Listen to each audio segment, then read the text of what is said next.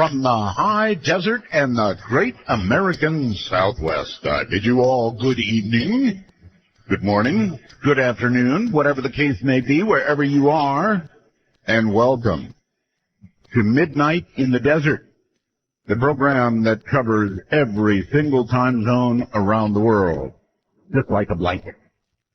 We keep it warm at night. I guess we warm it up during the day over there, too, right? Anyway, welcome to the program. We have two simple rules. No bad language, and no using the restroom during the show. Now, the second rule is actually only one call per show. Those are just listener checks. All right, first thing I want to do tonight is correct my email. I said last night that you could email me ideas for tomorrow night's Open Lines session where anything goes. And I mean ideas about, you know, what special line we could have that would be really fun. And I gave you the wrong email address, so let me correct that tonight. If you would like to email me a suggestion that you think would be fun to explore with people on the air, you know, just to use as a special line. I mean, it's going to be open lines, right? But special lines are fun. The correct email is artbell@knye.com. That's Kilowatt Nancy Yokohama Easy. artbell@knye.com. Sorry about that. I'm sure a lot of you had bounced emails. All right. I do want to give a little news here because I'm afraid there is news. It's never good. Confronting insurmountable obstacles, he said. The majority leader, Kevin McCarthy, suddenly withdrew from the contest for Speaker of the U.S. House on Thursday, shocking everybody just before the vote and producing an ever deeper chaos for divided Congress. Said he, we need a new face. Now, people were looking at him in disbelief, and, you know, nobody can know what happened on TV. You know, I watch a lot of political type shows, right? And somebody would have handed him a slim 10 by 10, 10 by 11 manila envelope, and he would have opened it. His face would have blanched, and he would say, okay, I'm out. That'd be how it would happen on TV. I'm not saying that happened here. But there was shock. Russia continues to help us to death in Syria. Clashes intensified sharply on Thursday between Syrian troops and insurgents in central and northwestern Syria. Part of what a top general called a clearing operation near government strongholds on the coast. This is really getting serious. They fired 26 long-range missiles into Syria. Well, actually, 4 of them did not make it into Syria and exploded instead in Iran. Turkey is getting involved. Now, look, I don't want to scare anybody, but we did a show not long ago on nuclear war that I would recommend to you. Go back in the archives. If you're a time traveler and you can hear the older shows, it was, about a week ago or so? We did a show on nuclear war, what World War III would be like. And again, I don't want to scare anybody, but U.S. and Russian jets are brushing wingtips up there, so to speak. That's metaphor. They're not really brushing wings. But you don't need to with modern jets. You can shoot somebody down at 30 or 40 miles away. This is really, really getting serious. Allies are becoming involved. Enemies more involved. Big enemies even more involved. Could it lead to World War III? Well, I have friends in high places. 3-lettered places. And they're beginning to worry. And if they worry, we should worry. I'm not saying that World War III is right around the corner. Yeah, but it could be. This really is scary stuff. You see Russia and the U.S. beginning to mix it up in the skies, bombing different targets with different things in mind over the same country in the Middle East or that area, and you just know it's going to be trouble. When President Obama arrives in Oregon on Friday, he's going to find a timber town still in mourning over the shooting that killed 8 community college students and a teacher, but he will also find a deeply held emotion, something like anger, seething over his calls for new gun restrictions. People don't like that. I don't like that. We have the right to bear arms, and what's wrong, I will say it 1,000,000 times if I must, is it's a mental health problem, not a gun problem. The president himself actually made a small reference to a mental health problem the other day during his speech, the emotional speech after the shooting. Now, this is shocking and interesting at the same time. Dr. Alan Stern, you may have heard, sparked absolutely frenzied speculation that the space agency NASA was about to announce a groundbreaking discovery after saying scientists had found something amazing on the icy planet. That's like saying something wonderful. He also referred to the planet as alive during a speech to students. And so everybody went berserk. Even Richard last night was going, "Oh my God, what could it be? What could it be?" He even was quoted as telling a meeting, "NASA won't let me tell you what we're going to tell you on Thursday. It's amazing." But with so many NASA announcements, this one, there was huge disappointment when he took to a social media, the social media, to squash all this, saying, well, he had no idea how the remarks had been misinterpreted, using the handle New Horizons 2015, sent a series of tweets in which he then retreated from his own personal account, debunking the idea, even the idea of an imminent announcement, much less something amazing. He wrote, "There is a false rumor going around. There's going to be a big New Horizons science announcement tomorrow." Completely false. Asked by a fellow user whether he had been misquoted, he replied, "I have no idea how it was misinterpreted, but it was." So that's one you got to wonder about, too. I mean, do you suppose that the torsion field was bearing down on him from above, and he decided he can't release the information? I don't know. Any more than I know about the speaker thing. All right, so coming up after the break, we have somebody special tonight. We have Kevin Mitnick, a hacker extraordinaire. Kevin is simply the world's most famous hacker. Once one of the FBI's most wanted because, well, he hacked into 40 major corporations just for the challenge. And they sent him to jail just for the challenge. Kevin is now a trusted security consultant to the Fortune 500 and governments worldwide. Kevin and the Global Ghost team, how's that for a name, now maintain 100% successful track records in being able to penetrate the security of any system they're paid to hack into, using a combination of technical exploits and social engineering. And he will also be here in a moment to tell you how he and Tommy Chung, alone, instead of the whole Chinese government, hacked successfully into Sony. We'll tell you all about that. Stay right where you are. This is Midnight in the Desert. I'm Art Bell. We came from somewhere back in long ago. Santa Barbara fool from sea, trying hard to recreate what had yet to be created. Just kidding. Teachers and leave them kids alone.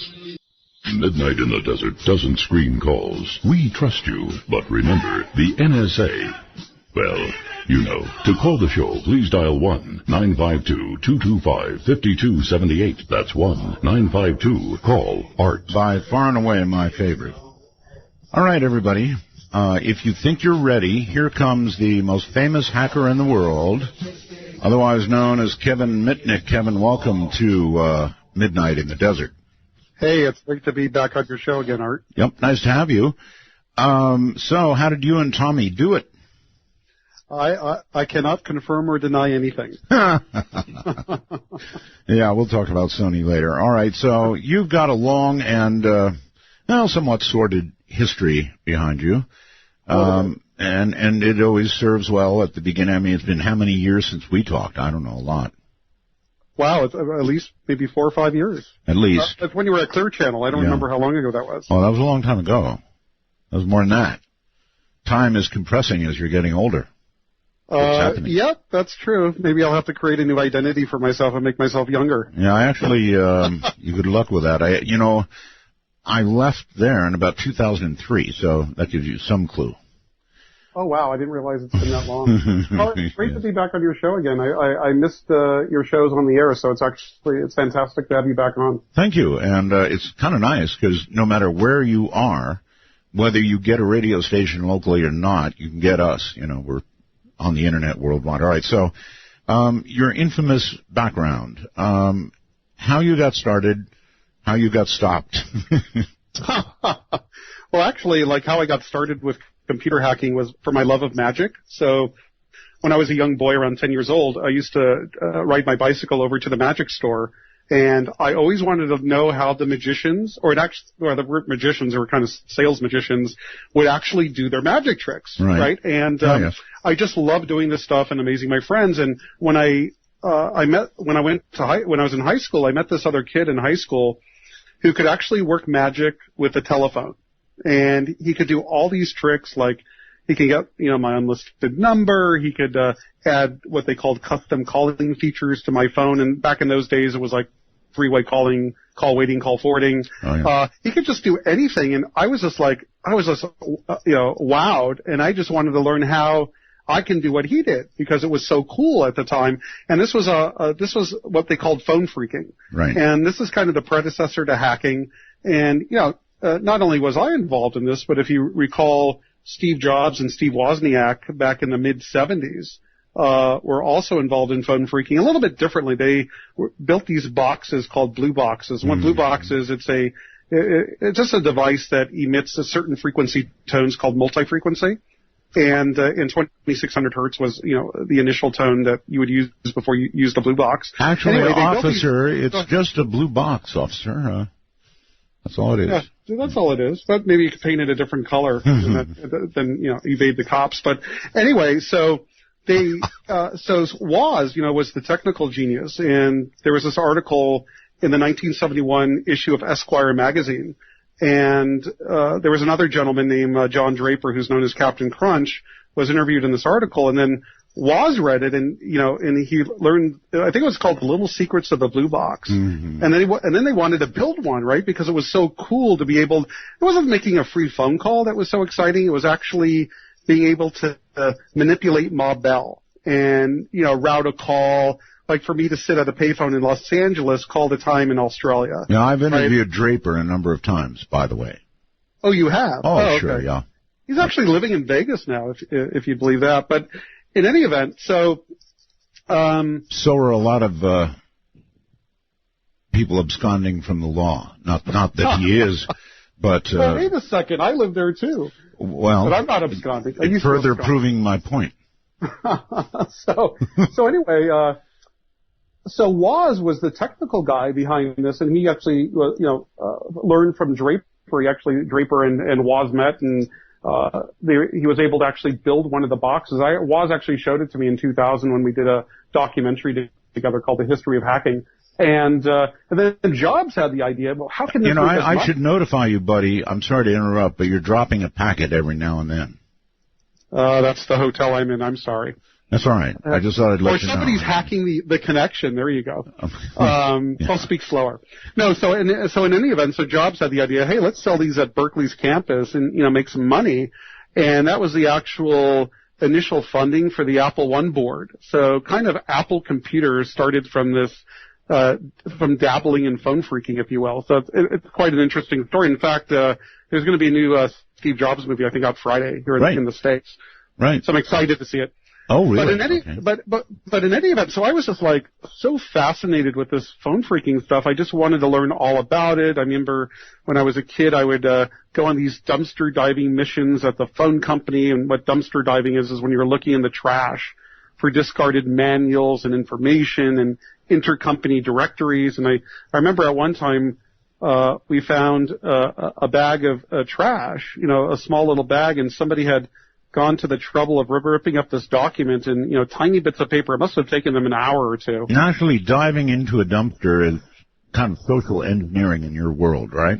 Not really social engineering. Social engineering is kind of more manipulating a target, but we actually took these bits of paper and put it together at the local Winchell's Donut House in L.A., and it was the entire username and password list to the system called Cosmos. And with Cosmos, you could actually, create telephone service, or if you have, you could basically do anything at the time, and it gave you all this power over the phone company. Oh man, you must have been king for a while. Yeah, for quite some time. I think at least over a decade. So in any event, so I was so amazed with this like phone phreaking stuff that I just delved into this, even to the point where I would be staying up late, talking to other people with similar interests, and I'd always be late for school. Right. So it kind of like overtook my life for a little bit. And then I met this other kid in high school that knew about all the things I could do with the phone. And I was also in amateur radio at the time. So when I was like 13 years old, I passed my general test, and I was always fascinated with the ability to use a thing called an auto patch. And I know you know what that is. I do, and we'll tell the audience. But Kevin, I forgot to announce in my opening, this will be news for you, and pretty warm news. Are you still a ham? Oh no, they took your ticket, huh? No, they went to take my ticket because of my hacking stuff. Yes. But I went to a hearing in D.C. It cost me like $20,000. Right. And hire a lawyer. You got it back? And they basically they had a hearing to see if I was rehabilitated enough to have my amateur radio ticket back, and they gave it back. So I still have it. Unfortunately, I haven't had time to use it, but I still have the ticket. All right. Well, guess what? It was announced today that the Heathkit company is back in business. No way. You way. Are you serious? Yeah, I'm serious. Heathkit, folks, they built kits for ham operators, kids, everybody, so you could learn about electronics. And many of us have been mourning the passing of Heathkit now for a long, long time. Heathkit is back in business. So if you want to get the kid a kit and start him down the road toward electronics, and then, of course, illicit hacking like Kevin has done, not really, getting them into electronics. Get a Heathkit, really, seriously, free advertising for Heathkit, but there you go. They announced it today. Yeah, Art, I built my first 2-meter radio handheld. It was a Heathkit. There you go. That I bought from this place called Henry Radio, if you remember them in L.A. They were like, one of the old school places. And I remember, again, I was 12 or 13 years old, so back to the story. So. Well, wait. Go ahead. Okay. Stop you again. You had a Heathkit story. I've got one. Tell me. My first transmitter was an AT1. That's first the one I think they ever made, actually. So I didn't have a receiver, Kevin. So I ordered the Heathkit AC3 that went with it. Okay. And I started to build it, but I didn't read the manual sufficiently. And in the manual, it talked about clipping lead lengths. So when I'd put a resistor or a capacitor in, I thought, well, it's got to be the right size wire, and so I used all the wire involved. Well, when I finished building the kit, I had what looked like spaghetti sticking out of the bottom of it. Yeah. Because all the leads were, like 2 inches long. So they were all sticking out, and when I put it in the case, before I gave it a try, it squished them all down. So when I plugged it in, well, you can imagine. Close your eyes and imagine. But there was smoke and fire. Oh, no. oh, yes. So if you don't clip the leads, you end up with stuff that sticks, a couple inches. No, it's a sad story. Anyway, go ahead. Now you can resume. Well, when we were talking about radio, when they tried to take my ham ticket, I'm glad they didn't know about something that I did in my younger years, because remember, I got my amateur radio license about 13, is I used to have so much fun when I was about 16 years old. I guess I was a junior in high school, taking over McDonald's drive-up windows. Oh, yeah, that can still be done, you know. That can still. So I remember the frequency was 154.6 megahertz, and I forgot the PL, the subaudible tone. But you know, what you could do is when somebody would drive up to make an order, I'd be using like a 5-watt handheld, which would overpower their small little transceivers they'd wear on their head. Yeah. And when customers would drive up, I'd get to take their order. And you know, Kevin taking their order is a lot more entertaining than McDonald's taking the order. You know what? I'm going to tell you what I wanted to do. I didn't do it, Kevin, but you'll appreciate it. Yeah. You know, in Walmart, they all have headphones and little radios. Yes. In Walmart. And so I was thinking, how fun would it be to drive into the Walmart parking lot, announce yourself as the president of Walmart International visiting, and the first, 35 employees to make it out the front door into the parking lot get $1,000 each. And then just watch. Oh, yeah, that would definitely be entertaining. But I would never, of course, do that. Of course not. Of course. So anyway, when I was playing with this McDonald's, you know, people would drive up, I'd take their order, I'd tell them they're the 100th customer, you know, your order's for free. My favorite is when the cops would drive up. You know, cops would drive up, I'd go, hide the cocaine, hide the cocaine! Oh, God. And I wish I could have just seen this guy's face, you know, when they drove up to the drive-up window, but it got to the point that the manager of this McDonald's, this was in Sherman Oaks, California, on Ventura Boulevard, and this guy was walking out into the parking lot. He's like looking at all the cars, you know, he's looking, you know, trying to see, well, who's playing around with the system, right? And then he didn't see anything, right? So then his next move was to walk up to the drive-up window speaker, and he actually bends down to look inside, like somebody was like hiding inside. And of course, I key down the mic, and this guy flies back about 10 feet. I mean, hands down, I would say that was my favorite kind of radio trick, but I'm glad the FCC never knew about it. And moreover, it should be pointed out the statute of limitations has long run out on that.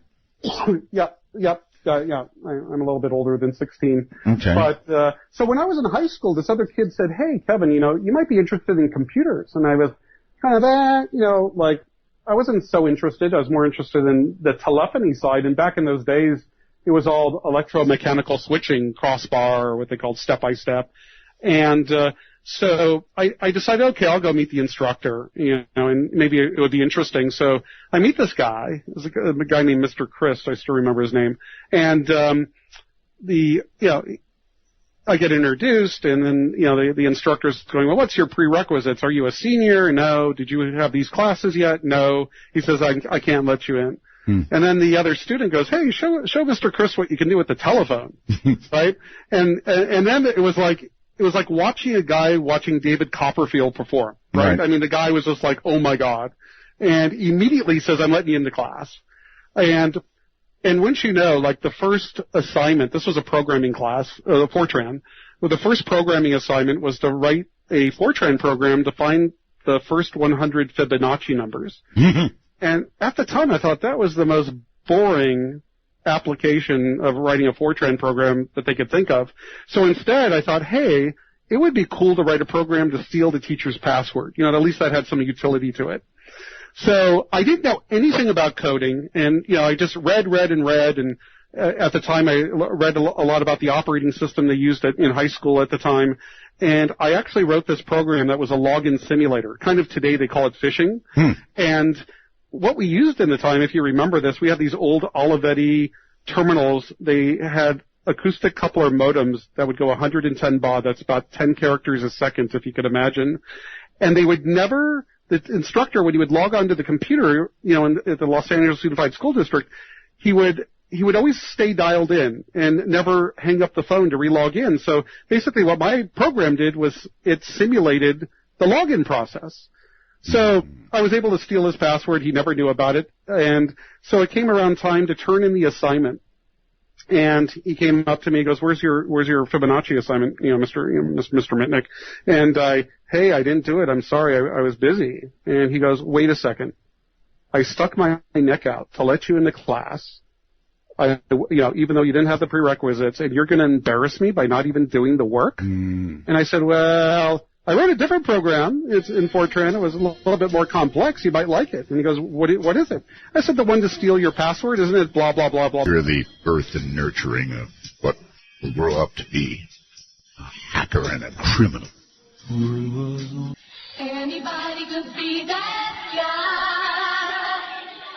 Not as young and music high. Want to take a ride? Your conductor, Art Bell, will punch your ticket when you call 1-952-CALL-ART. That's 1-952-225-5278.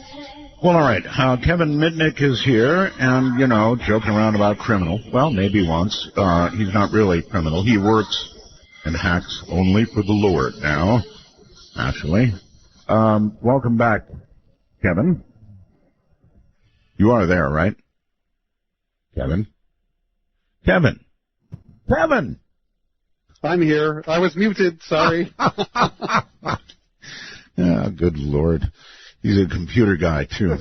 All right. So where were we? You threw me all off now. We were talking about when I was in high school, and I wrote that, and the computer instructor allowed me in the class, and he gave me an assignment to find the first 100 Fibonacci numbers using Fortran. Instead, I wrote a program to steal his password. And that's what we're talking about. So when I showed him the program, I mean, first of all, he was like shocked that I had his password all this time, but he actually, took the program, put it up on the chalkboard, and showed all the other students and gave me a whole bunch of attaboys that this was the coolest program he's seen. So back when I was in high school, the ethics taught, at least to me and to others, was hacking was a cool thing. There were no laws against it, and that's kind of how I started on my path into this hacking endeavors. So you were bad to the adolescent bone. Yeah. All right. So there you are in high school, got away with an A, or I figure went in and put it in, one way or the other, got an A. No, didn't have to put it in. Okay. Yeah, it was just way too easy. All right. So at some point, between the phone phreaking and the hacking in high school, at some point there, you turned the corner with computers. How did that happen? What do you mean by turn the corner? You mean turn the corner? In other words, from phone phreaking and messing around in school, you somehow then graduated to, I don't know, bigger and more dangerous things. Oh yeah, well, I started more hacking into the phone company because at the time I was definitely interested in phone phreaking. Then I took the ability of learning about computer systems to breach Pacific Bell and General Telephone's computer network and gain control of, phone company switches, if you will. So basically had the ability to do anything with anybody's phone service in California at the time, California and Nevada. And that's kind of and we did it not really for any, not any malicious purposes. It was more for pulling pranks, like changing what they call the line class code in a switch on a phone number. What that did is change the type of service. So, we'd go in and change, our friends' home phones to pay phones. Yes. So every time they'd make a call, say, please deposit, 25 cents to the point of, changing their service to a prison phone so they could only collect calls. And I also this type of stuff. Seem to recall that phone phreaks would get together on dead trunks and they would speak with each other. Now, I only know these things, of course, because I've interviewed so many people like you. And please, folks, don't call yet. They're calling now, and we're not ready for calls. But anyway, so there would be like party line conversations between phone phreaks, right? Yeah, I remember those days. Yes, and I would imagine you were, with some of the information you had, you must have been kind of like a king back then. Well, I didn't really associate with many people. I had a few, close friends that also were into the same type of hobby, and we just wanted to learn everything there was. So we would talk to others more to, acting like a sponge to get more information. Yes. But we weren't really, it wasn't like I'd sit there and hang out on these conference lines just to talk to people. That wasn't really interesting. What I wanted to do was learn the information. How can I get better at gaining more control over telephone company computer systems to pull pranks. Yeah. That was really the initial goal back in those days. All right. A couple of myths, possibly about you, or not myths. You can clear them up. The whistling you've already covered, but was there something about nuclear weapons? Really? Oh, well, oh yeah. So if you fast forward, back to like 1989, I was arrested by the FBI, and let's stop here. How did the FBI get on to you? Well, one of the guys that was kind of hacking with me got upset with me, and he basically called the FBI and told them what I was doing. So it was basically you were they ratted didn't know out. what I was doing at the time, and so he acted as an informant and basically told them what's going on. So you were ratted out. Essentially. Yes. Yeah. And exactly. He did this why? Because you were in a tiff with him over something? Well, I mean, I'll give you I'll tell you the story. So we'd constantly be betting against each other, to see, who could do, the better hacking. Sure. And the bet was always $150. Dinner for two at Spago's. We figured that's $150. Right. And I kept winning.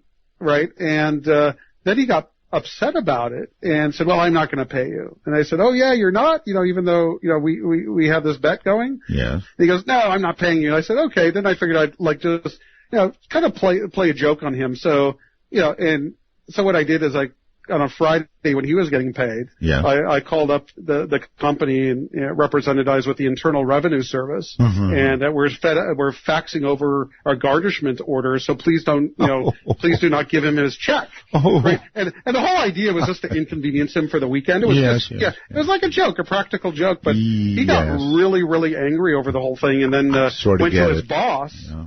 And told them all the hacking we were doing, and then they both called the FBI together. So that's basically how I got caught. Was other people knew what I was doing and informed on me.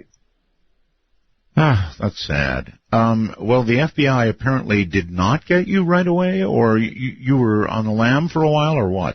Well, that was later. So I was basically.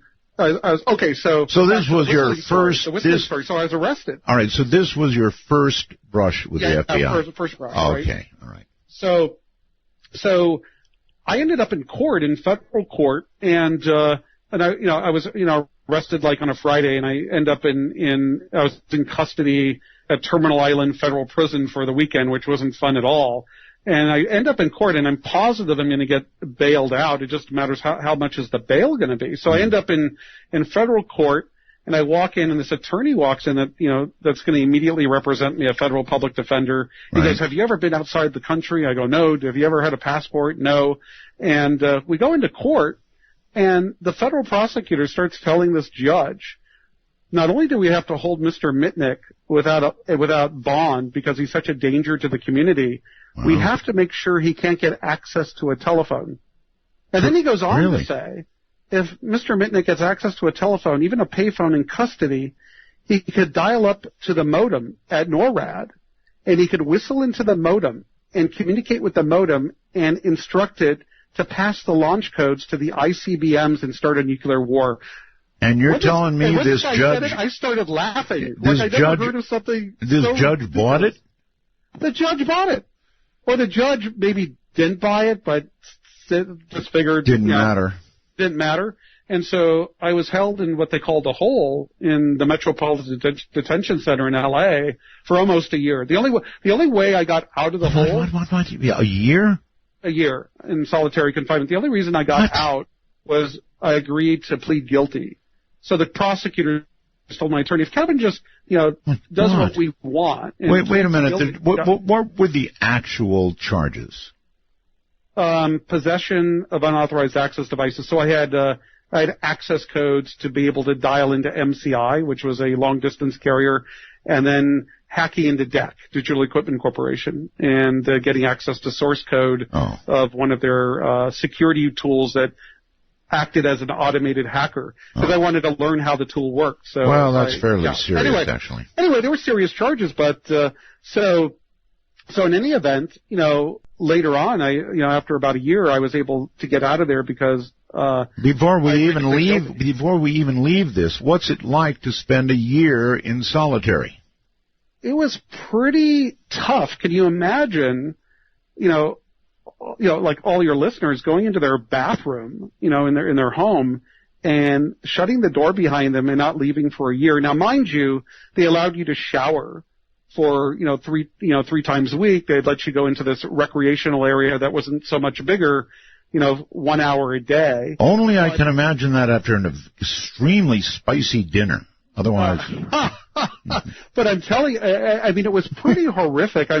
I wonder how that actually affected me today, but the idea that you're just locked in this, the cell, 23 out of 24 hours a day for a year is like, it was just an incredible amount of like, how, I asked myself today, how did I get through such an ordeal? And I just did. You just adapt. Right. Well, what did you do? I mean, did you sit in your cell and just sort of think? Did you think about computers? Did you think about women? What did you think about?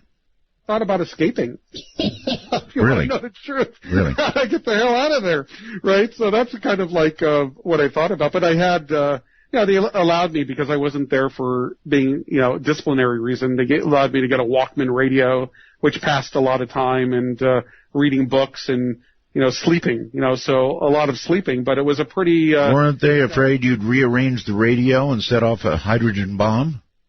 But, I'll tell you one thing. So imagine I'm in solitary confinement in a federal prison, facing, 400 years for hacking into Digital Equipment Corporation.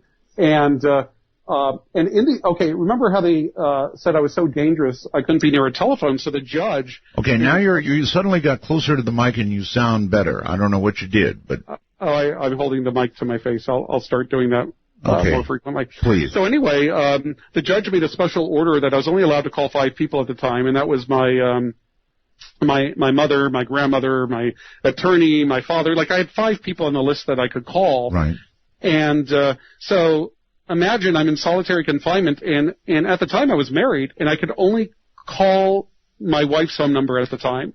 And she was always at work, and funny enough, she worked at General Telephone in Thousand Oaks. Yeah, so that was pretty funny. But in any event, so when they would allow me to make a phone call, it was always during the day, so the guard would shackle my hands, shackle my feet, walk me over to this room that had 3 payphones, and the payphones had... the handset cords were quite long, and then the guard would take out this logbook. He'd say, "Who do you want to call?" And I'd tell him who I want to call. He would dial the number with a 0 in front of it, because it always had to be collect. And he'd hand me the phone, and he'd sit in the chair watching every move I made. Just waiting for you to whistle. No. Well, maybe. But, it got even better than this, because I figured I had nothing to lose. What else could they do to me? I'm in solitary confinement in a federal prison. It can't get any worse. So I figured, okay, I'm going to try to beat their system. So what I did is I'd pace back and forth when I was on the phone. I'd be scratching my back. I'd be rubbing my back against the payphone, facing the guard. And then I thought, okay, I'm going to give this a shot. I really wanted to talk to my wife at the time, who was actually at work. And her number wasn't on the list. The work number wasn't on there.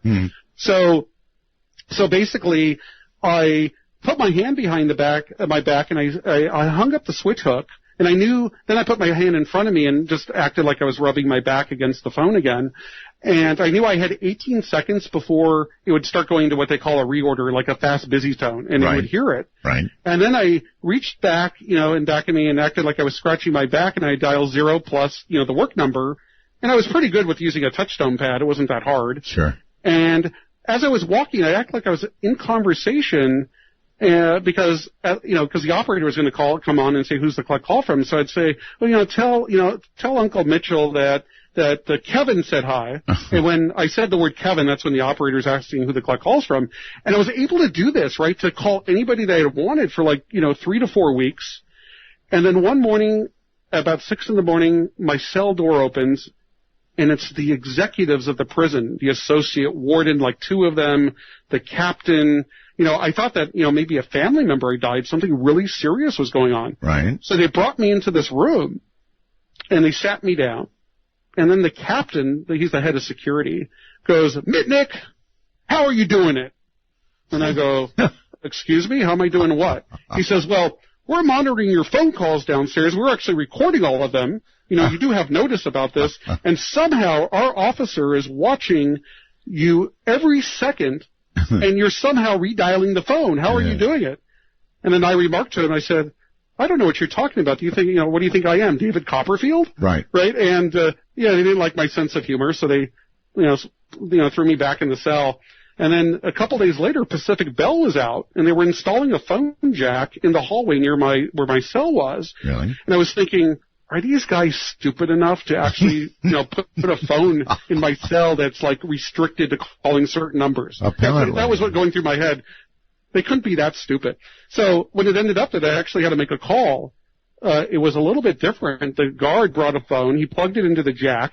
He dialed the number and then put the handset through the trap door, where they feed you in the cell. So the only thing I could touch was the handset. Right. So I kind of felt like Hannibal Lecter in The Silence of the Lambs. Man, what a story. That's a year in solitary. Yeah, so I even was hacking from solitary confinement. All right, so we assume eventually somebody says, we've got to make a deal with Mitnick, and they come to you and they cut a deal. Did you get away with time served? No. No? I actually, they basically said, hey, deal with us, we'll let you out of solitary. You'll spend 4 more months in custody, and then you'll be out. So basically, I kind of I kind of got really tired of being in solitary. So I'd admit I murdered JFK. It didn't matter. I didn't care. So I just signed on the dotted line, and then that ended that part of the story. Good. And then so you were still in custody, but in Gen Pop? Yeah, right. They moved me over to this place called Lompoc. It was a camp in Lompoc, California, and I had to, sit there. Actually, nice place. I hear it's quite nice. Yeah, they had tennis courts, swimming pool. Got to meet some federal judges that were in there. It was kind of cool. Some senators. Kind of like the creme de la creme of criminals. Yes, of course. It was quite interesting. All right, that was experience number 1 with the FBI, right? Or was that the only one? No. Then I was out on supervised release, and I'm trying to make a long story short. And what had happened is I kind of got out of hacking at the time. I got into being a gym rat, so I'd be working out all the time. I kind of moved my interest into working out and stuff like that, and moving away from the hacking. And then all of a sudden, I had a horrific experience happen in my family. My brother, my half brother.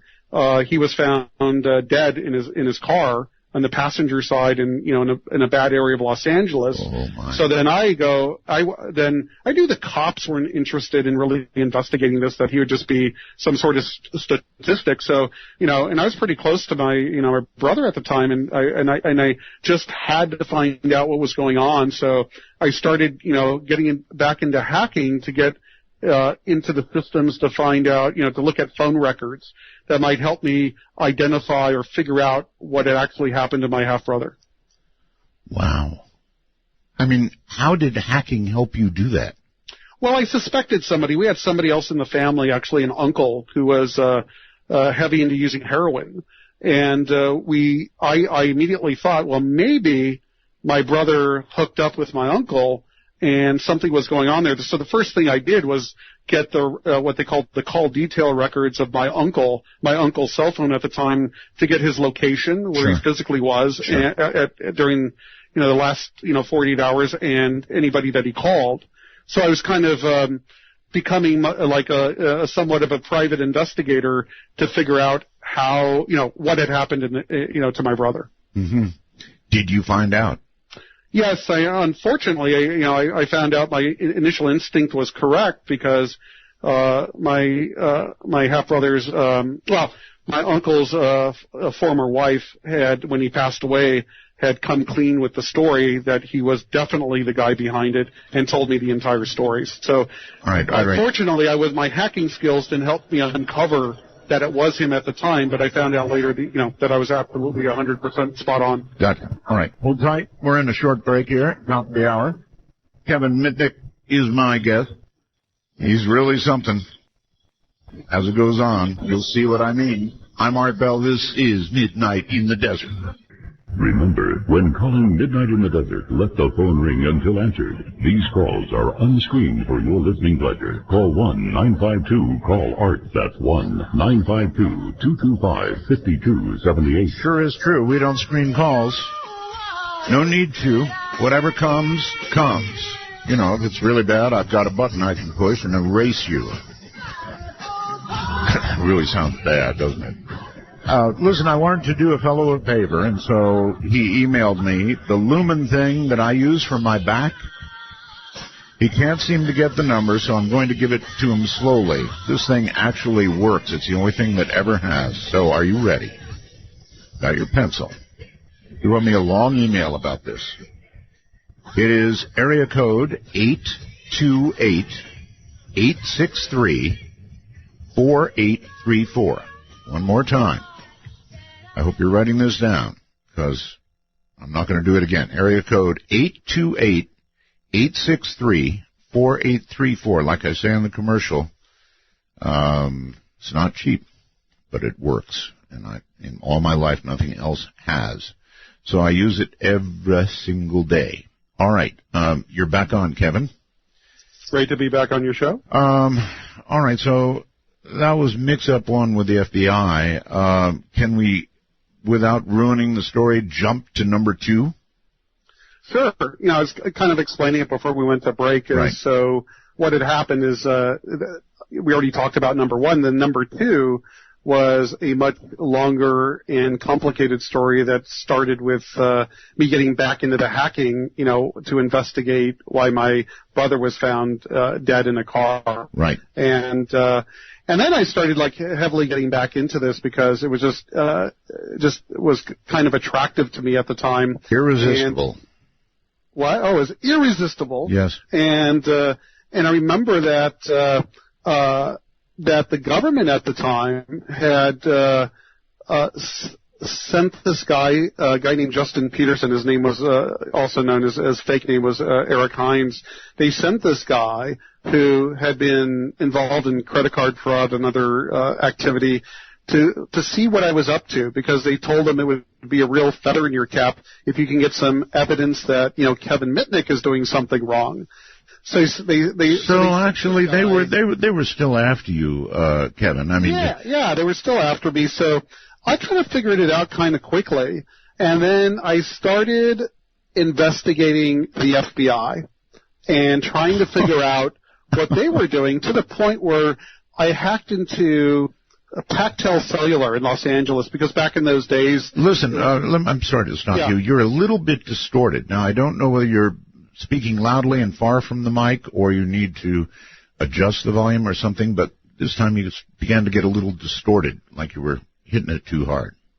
Sorry about that. How's it now? Is that good? Yes, better. Okay. Better. Maybe I was just getting too excited. Yeah. So anyway. I understand. And so they sent this guy to sort of make friends with you and see if he could get you.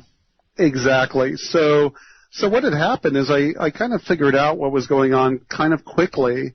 And to fast forward a little bit, I decided, well, I'm going to find out who's investigating me and why they're doing it. So what I ended up doing is I hacked into Pacific Bell Cellular, and back in those days there was only 2 cell phone providers in Los Angeles, LA Cellular and Pactel Cellular. Right. And I was able to successfully get in, and the first thing I was looking at was the call detail records. That's the real-time, like, billing records, to try to identify who has a cell phone, you know, that's you know, provided by their services provided by Pactel, that calls this informant guy, because I was able to figure out, you know, his home phone number, and that's another story in itself. Okay. And then I was able to identify these like 5 to 6 phone numbers that were calling him quite frequently.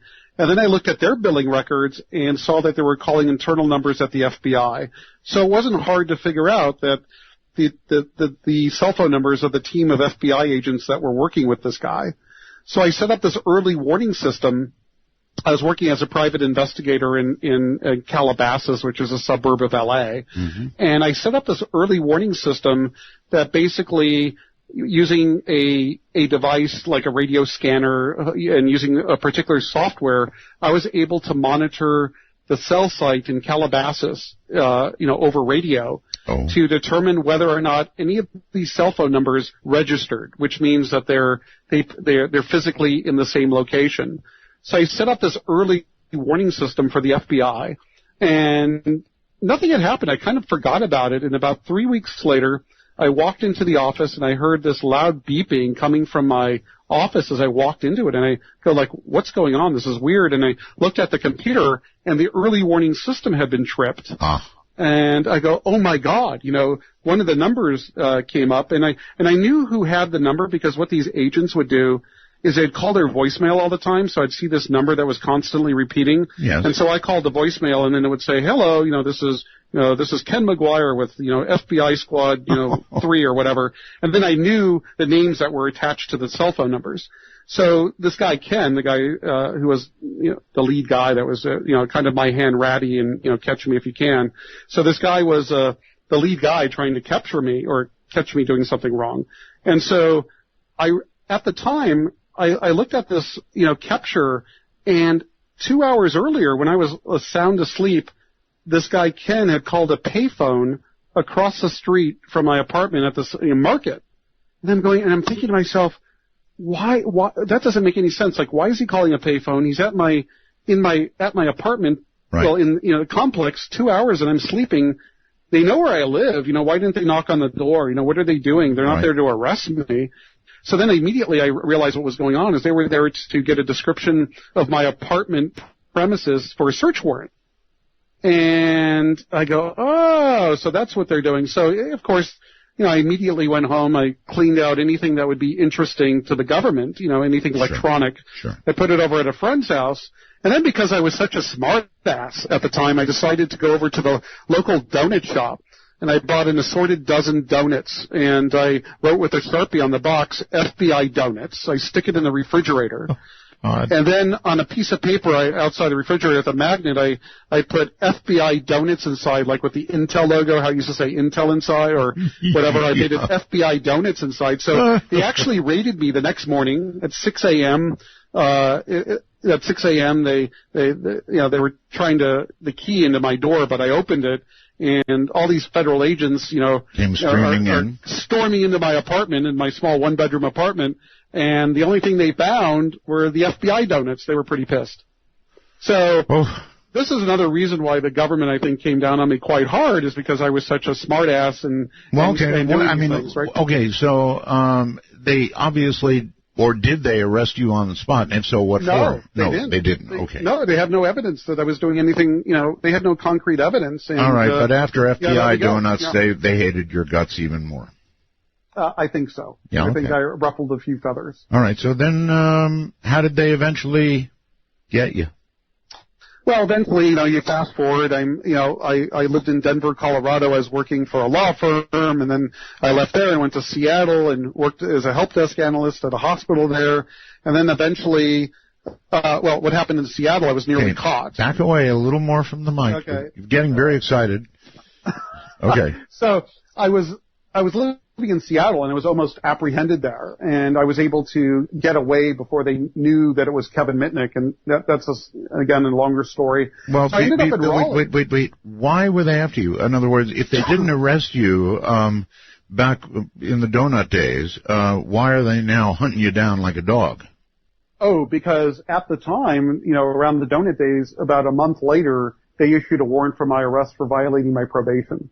Because what they figured out that I had done is, again, this is a real long story. And I actually have a best-selling memoir out there called Ghosts in the Wires. All these stories are inside there. But okay, so what did you violate? Well, what had happened is I routinely used to check to see if I was being wiretapped. Okay. If you'd believe it. I do. And what I used to do is use what we call the social engineering attack. I'd call the central office, and I'd, impersonate security or something, and I would try to find out if they had certain types of devices in the central office, and then if they did, I'd have the frame technician go ahead and trace out the connections and give me the data. So basically, I was able to call the central office to find out if the phone company had any active wiretaps going at the time. So what I did is I called the Calabasas central office, I acted like I was with security. My con was, hey, I'm with the Pac Bell Security, and we have an ongoing case in Canoga Park, and we need to know if we have any of our boxes over there because we're going to have to move them to Canoga Park for this investigation. So the frame tech goes offline, and he says, "Oh yeah, we have 3." And I go, "Oh my God," because at the time I was staying at my dad's apartment, and he had 3 phone lines. Right. So what had happened is I had the frame tech, trace these connections out, and I realized the wiretaps weren't on me. They were on this private investigation company called Teltech Investigations. And so I was so ecstatic because I was so worried that I was being wiretapped, but it turned out to be on some other target. So I went home that night and I told my dad, we're having dinner, and I said, "Hey Dad, I was checking to see if we had any wiretaps on the line, over, normal conversation over dinner." And my dad looks at me like I'm some nut, like I'm living in some spy novel that, none of this is true. It's like a figment of my imagination. It was quite funny. And then I tell him, well, luckily it wasn't on us, Dad, but it's kind of funny. It's on this PI firm called Teltech. And then what had happened is he goes, "Wait a second, I know the manager. He lives in this building. He's a friend of mine." So the guy named Mark, so he invited them over, and I told him the story, and then immediately they offered me a job, and my job was to find out who was wiretapping them and why. Well, you already knew, right? No, I knew the phone company was doing it, but the phone company was doing it on behalf of the law enforcement. That's right, of course, yes. Oh, okay. Right? Yes, right? Yes, so yes. They wanted me to figure out what was going on, and I said, hey, that would be kind of interesting. And so when I was doing this, I did kind of cool favors for this guy. Like I added special custom calling features you couldn't get at the time, like caller ID. They didn't even have caller ID tariffed in California, and I added it to this guy's line. And so when the phone company, when they figured out what was going on later, what the violation of probation was I was able to find out the phone number of the law enforcement officer. Was a sheriff, a guy named David Simon, who was working the case against Teltech. And what I did is I hacked into this guy's voicemail. So basically I could find out the status of the investigation. Right. And that was the violation charge. Yeah, that sounds like a definite violation of your parole. Yeah, definitely. But the coincidence is this guy, David Simon, so, much later I'm commissioned to write my first book on social engineering, and it's called The Art of Deception. So my agent finds me this co-author, and his name is Bill Simon. And we're sitting around talking about all these stories, about my past. And the funny thing is, this guy, David Simon, who I was monitoring for Teltech investigations, is his twin brother. Small world. Okay, so you found out they were after you again. Oh, yeah. Yeah, so found out it was after me, and then, again, it's a very long story, and then I became, a fugitive, if you will. For how long? About 3 years. 3 years. So for 3 years you were moving from place to place to place, evading the FBI. It wasn't so hard. I was really good at creating new identity. So I actually had, good government identity. And my first identity was, paying homage to Harry Houdini, because my first cover identity was Eric Weiss. And that's Harry Houdini's real name. Of course, the FBI had no sense of humor, but I thought it was quite funny. I'm sure you've learned by now, from donuts to whatever. Harry Houdini. They didn't like Harry Houdini. Right. They don't have a sense of humor. Government guys, the ones that carry guns, no sense of humor at all. None at all. So anyway, I was working in a law firm in Denver, and I remember one of my jobs one of my duties in the law firm as a system admin was actually, how lawyers are, they'll bill you for using a paperclip. So basically they put me in charge of, maintaining the phone system to make sure that all the attorney calls were billed to the right attorney-client matter. So basically what I did is I added my own covert code in the system that if anybody in the law firm had called the FBI in Denver or Los Angeles or the U.S. Attorney's Office in Denver or Los Angeles, they would send me a page to my pager. And it actually, tripped a couple times, but I got really nervous, but it turned out that it had nothing to do with me. It was the U.S. Attorney's Office in L.A., but their civil division. So I used to set up all these early warning system type, schemes, if you will, to basically protect, myself when I was on the run. All right. Skipping ahead because, we have a lot to cover here. How did the FBI get you the second time? Well, basically, we hacked in, me and this other guy in Israel hacked into this guy, Satomo Shimomura. And this guy was a security researcher that worked out of UC San Diego. Yes. And, we thought, at the time, we were very interested in the source code to the firmware on cellular phones. And what these were trophies. So I hacked into, many of the major cell phone companies to get the source code to the cell phone. Mm-hmm. And it wasn't that I was trying to sell it or trying to do anything. I wasn't giving it away or publicizing it. It was simply as a trophy. So we thought that this guy Shimomura, who had the source code to the Oki 900, which was a model of cell phone. So we went and came up with a novel way to break into his system. And nobody knew it at the time. It was using what we call, it was manipulating how TCP/IP worked with sequence numbers. And I'm not going to get into the tech behind it. So basically, using this novel attack, we're able to hack this guy. And right away, I was like suspect number one. So Shimomura went on kind of like a vigilante mission to help the FBI capture me because, of course, I drew first blood. And basically what had happened, if you fast forward, is they were able to identify a cell phone number I was using in Raleigh, North Carolina, and run out with radio direction finding equipment to basically nab me. And mind you, when I was on the run, the first thing I would do is compromise the local telephone provider's infrastructure. So imagine I go to Raleigh, I already had control of all the phones in Raleigh. And what I did is I set up the cell phone number that I was using so you couldn't trace it back. So basically it would loop in the switch. They have these switches, DMS 100 switches. And I basically said if they tried to trace the call, a tech at the phone company, they couldn't do it. But Shimomura was actually pretty smart. He did a thing. He basically said, well, we know Kevin is dialing into this internet service provider called Netcom, which was a popular internet service provider back in the dial-up days. Yeah. So why don't we search the call detail records, kind of like what I did with the FBI a couple years earlier, and see if any cell phones in Raleigh are calling the dial-up numbers. So that's how they were able to identify the phone I was using, because I used to change my cell phone number every day. So that's how they were able to go about. They went out with radio direction finding gear and found the apartment where I was living under a cover identity. And they couldn't trace what apartment it was. So I was a gym rat at the time, so I used to go working out at night all the time. So I arrived home about 12:30, 1 a.m., and immediately I went online, to start, my hacking stuff. Yes. And I just had a weird gut feeling in my stomach that something was seriously wrong. Kind of like a deer just before it's going to get shot. Yeah, just like something really bad's going to happen.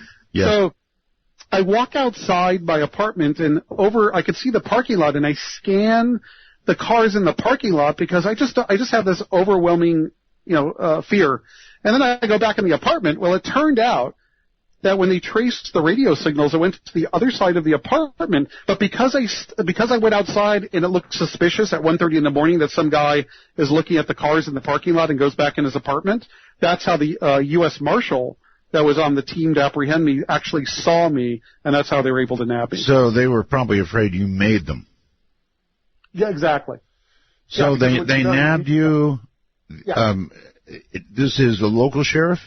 No, it was the FBI. FBI, okay. All right, you go to trial for what? I didn't go to trial for anything. Essentially, I was arrested. I was put back into solitary confinement.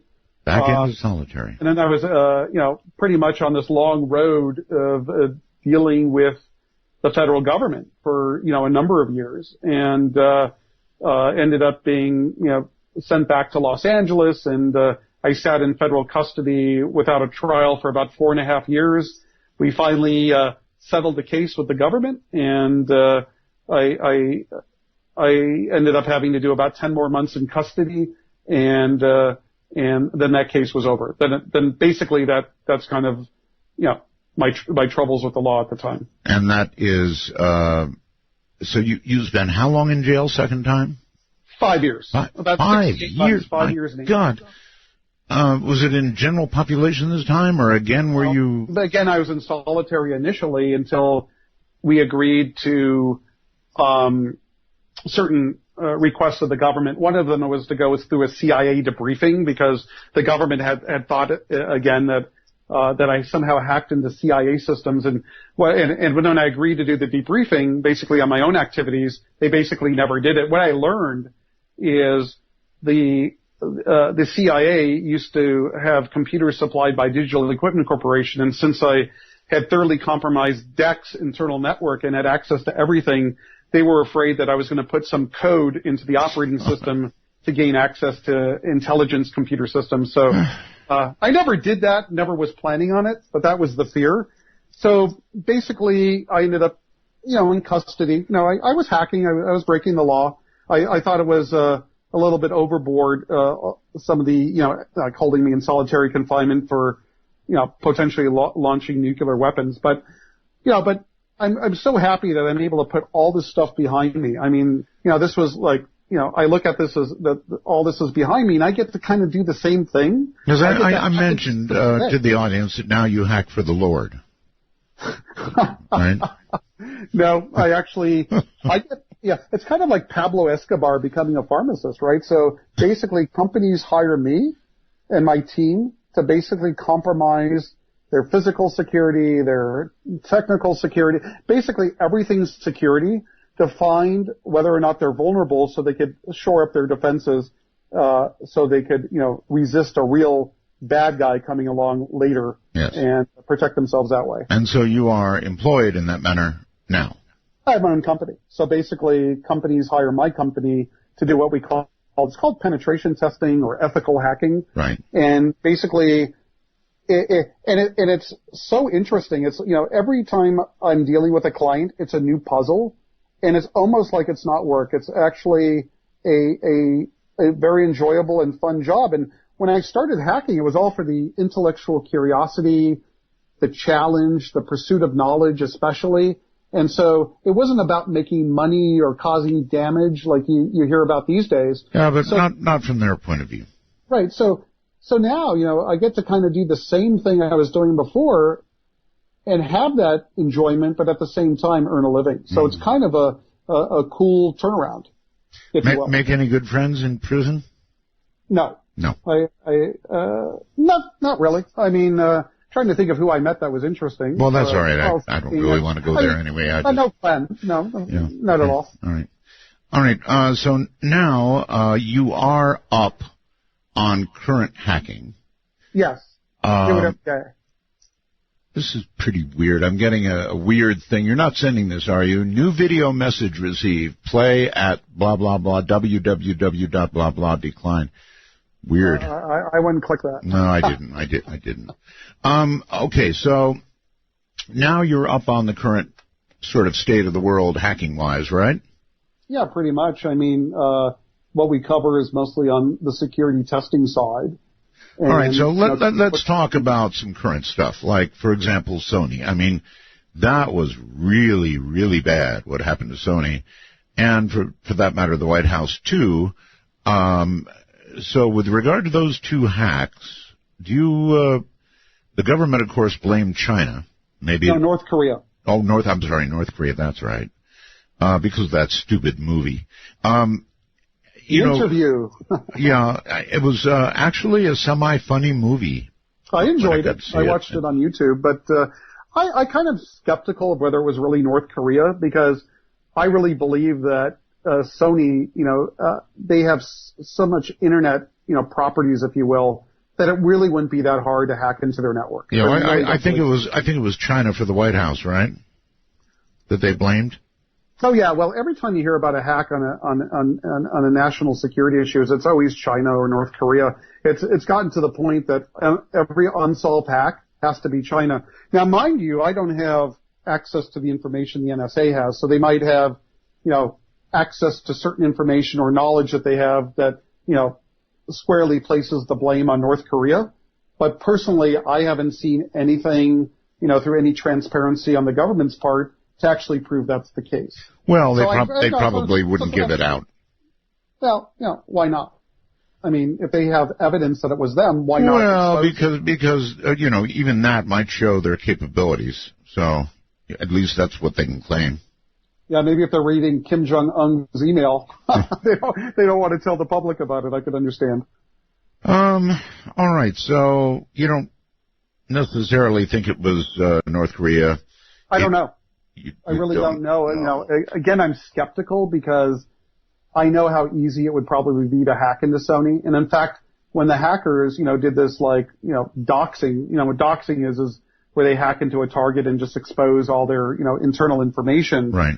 There were some documents in there that that showed that Sony's internal security wasn't really up to par.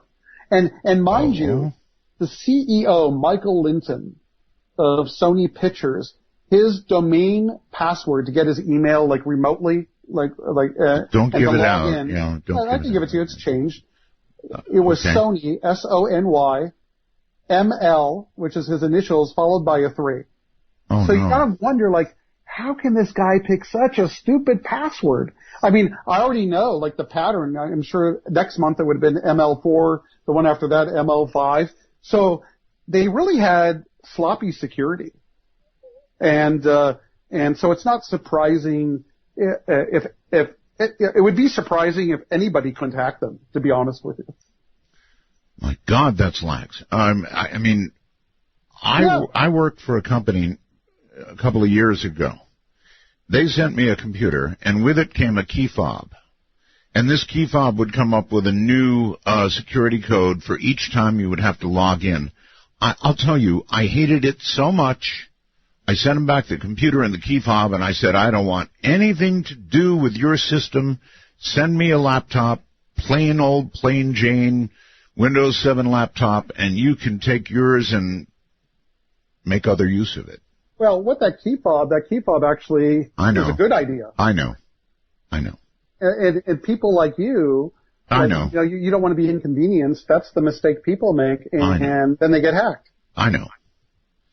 Now, I do use programs to keep very close control of, any possible problem. But what programs are those? Well, I don't want to talk about it. Okay. I've got a lot of computers, and I'm not sure I should be giving out information on that kind of thing, frankly. You're running Windows 7. Yes, and I'm being invited to get Windows 10, by the way. Should I do that, or should I not? Where's the link coming from? Your personal opinion. Oh, it's coming from Microsoft. I'll give it a shot. I've heard good things about Windows 10. Actually, I have too. To be honest with you, I have. Windows 8, not so much, but Windows 10, get pretty good rep. All right, hold it right there. We'll be right back. I'm Art Bell. I know you deceive me, now here's a surprise. I know that you have, 'cause there's magic in my eyes. Gotta love me, baby. Want to take a ride? From the high desert and the great American Southwest, this is Midnight in the Desert, exclusively on the Dark Matter Digital Network. To call the show, dial 1-952-CALL ART. That's 1-952-225-5278. Now, you may have thought that sounded strange, but that was just your provider dropping packets on you. No. That was Ross. Happens to me once a night at least. Welcome back, everybody. Kevin Mitnick is my guest. I'm Art Bell. We're talking about hacking, actually. And here he is once again. So this half hour, people really want to call. I've got to cover a lot of territory with you on new stuff. And by the way, somebody sent a message, Kevin, that says, Art, Windows 10 is good, but he says, thank you, Keith, whoever this is. You no longer are able to play DVDs. It erases the feature, and you have to buy a program to keep watching DVDs. True or false?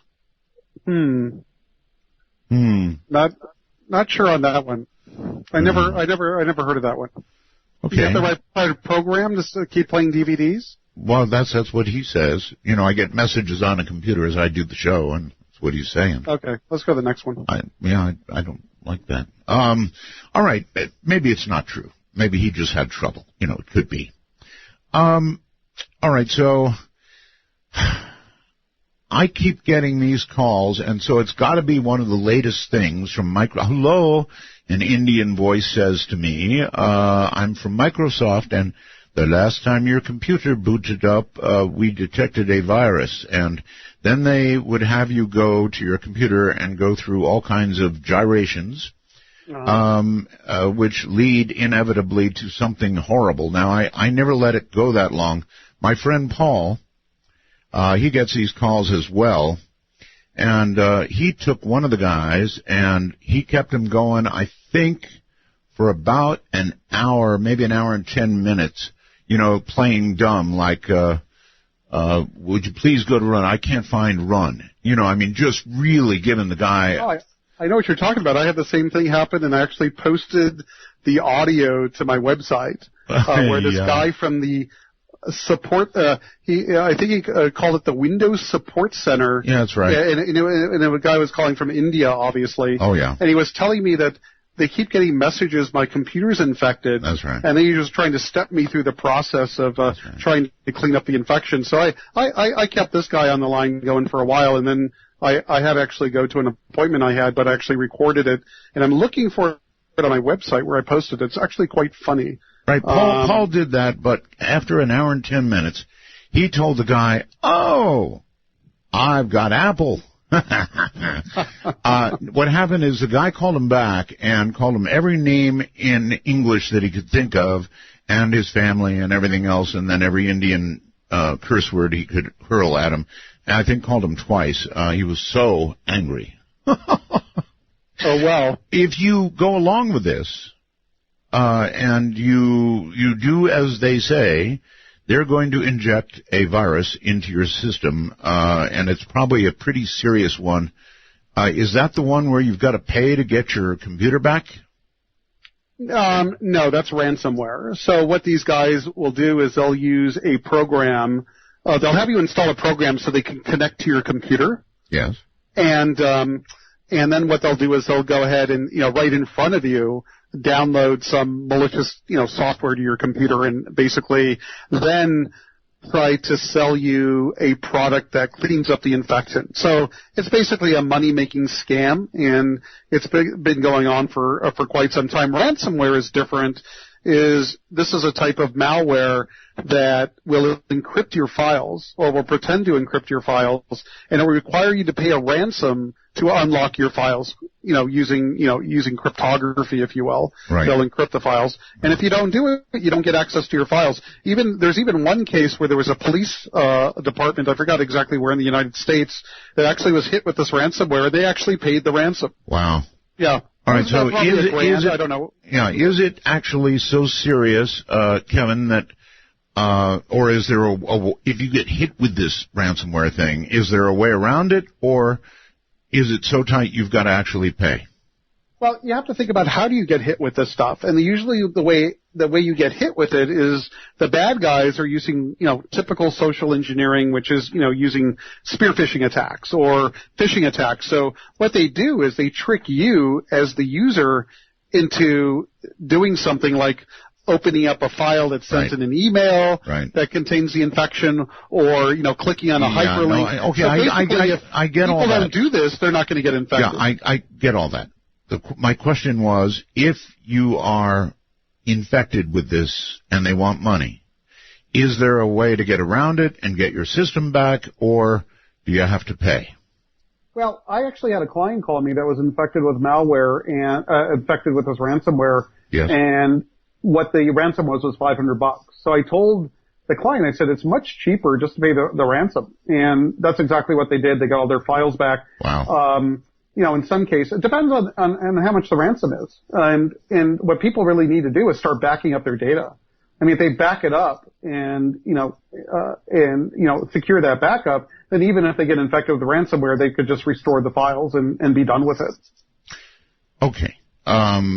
So there might be a way around it, but it might be too expensive depending on how much. Well, it depends. There's different types of ransomware that, some is fake, where it's not even encrypting your files. Right. Sometimes, in most cases it's real, but a consumer usually can't, figure that out on themselves. They're going to need to know somebody that's pretty technically astute to be able to determine if it is in fact real. So it really depends. What you really need to do is find like some expert that could help you out if that ever happens to you to find the best course of action. Okay. I'm not saying that you just pay the ransom at all times. In this particular case with this client, I just recommended it. Okay.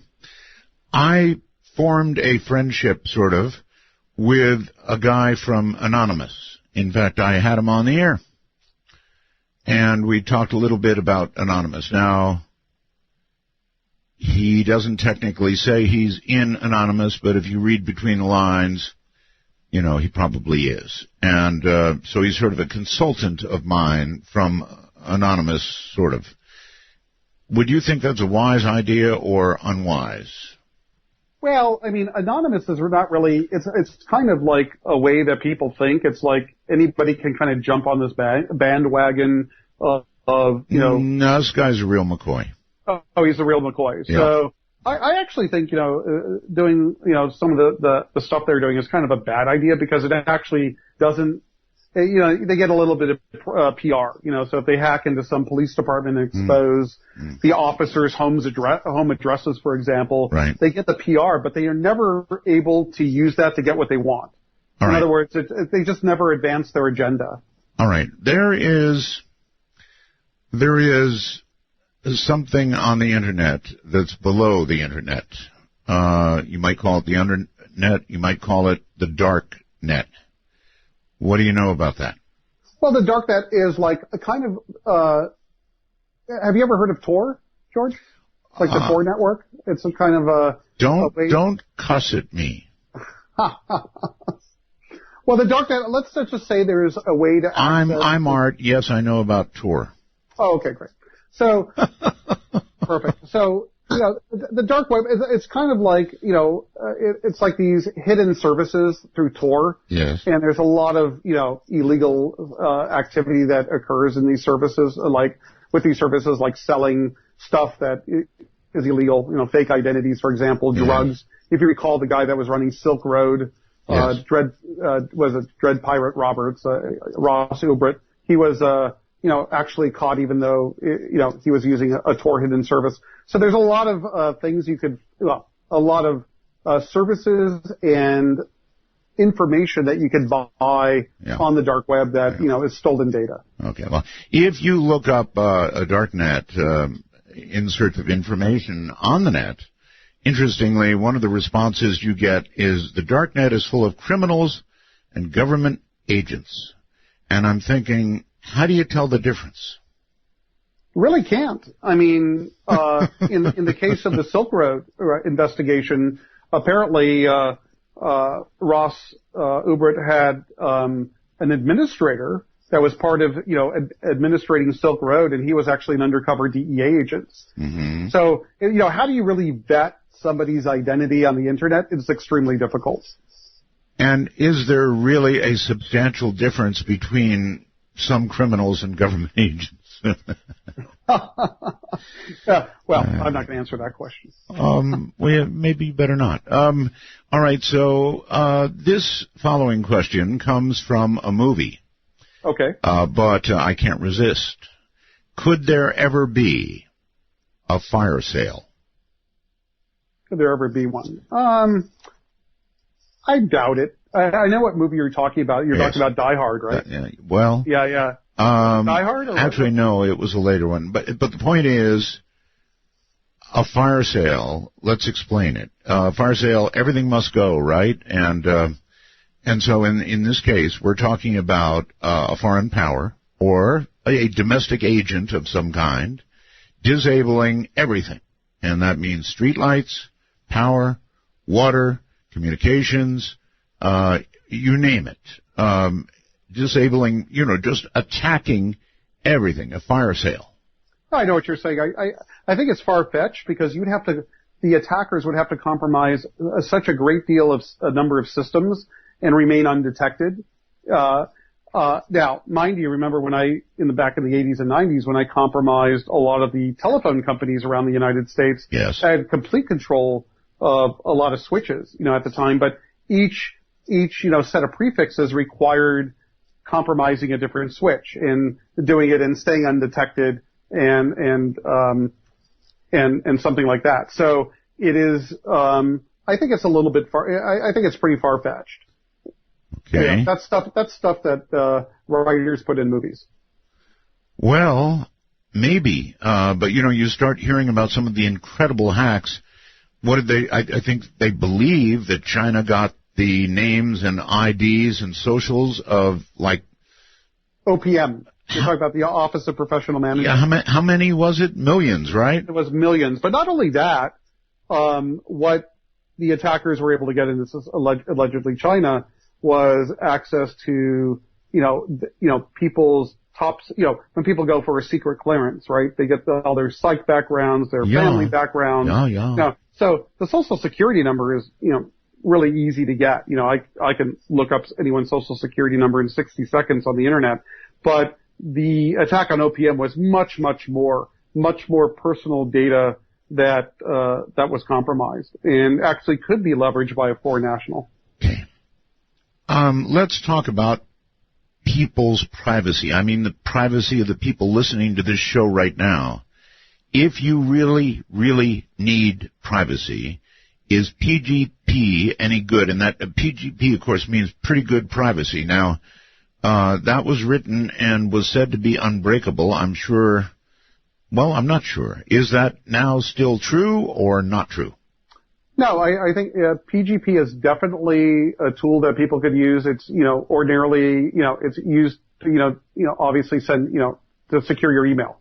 The problem is in configuration. Normally, the average person on the street can easily configure setting up what they call a private key and a public key. And then they have to get the person that they're communicating with to do the exact same. And there's actually a free version of PGP called GPG that anybody can download. And it actually is a good way to definitely secure your email. Now, mind you, when you send an email to somebody, you have to have their public key. Well, one thing you have to make sure is that when you're sending, like if I'm sending, an email to Art Bell, that I really have your public key, that it's not somebody else impersonating you. Well, all right, look, let's define by who it's impossible. In other words, the average person, the average even corporation perhaps could not decrypt it. But if NSA wanted it, I assume they'd be able to read it. I don't know of any known attacks on that the NSA is using, or at least according to the Snowden revelations, where they were able to crack PGP encrypted email. Really? Yeah. I mean, yeah. I don't know. In fact, just the opposite. I mean, some documents that Snowden released, I remember there were some communications between GCHQ and NSA that they couldn't decrypt information that was protected using PGP. By the way, how did you like the way Snowden addressed the NSA by saying, "Can you hear me now?" on Twitter? I thought it was great, yeah. And I think it's fantastic. It's like the only person he follows on Twitter is the NSA, so that's kind of like an in-your-face type of behavior there. But I kind of chuckled. I'm curious of what security precautions he's taking to access Twitter. So. Who knows?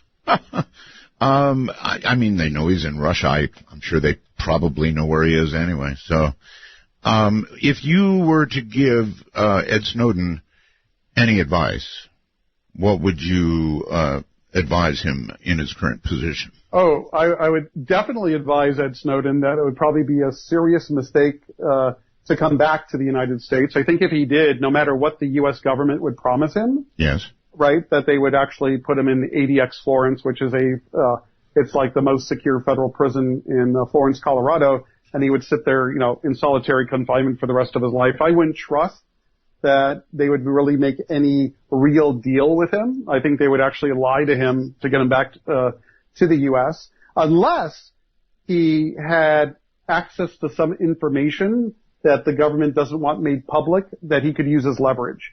Otherwise, I don't see any leverage he really has in that regard. So I think if he's captured or voluntarily returns back to the United States, I can't really imagine that he wouldn't be locked up in ADX Florence for a very long time.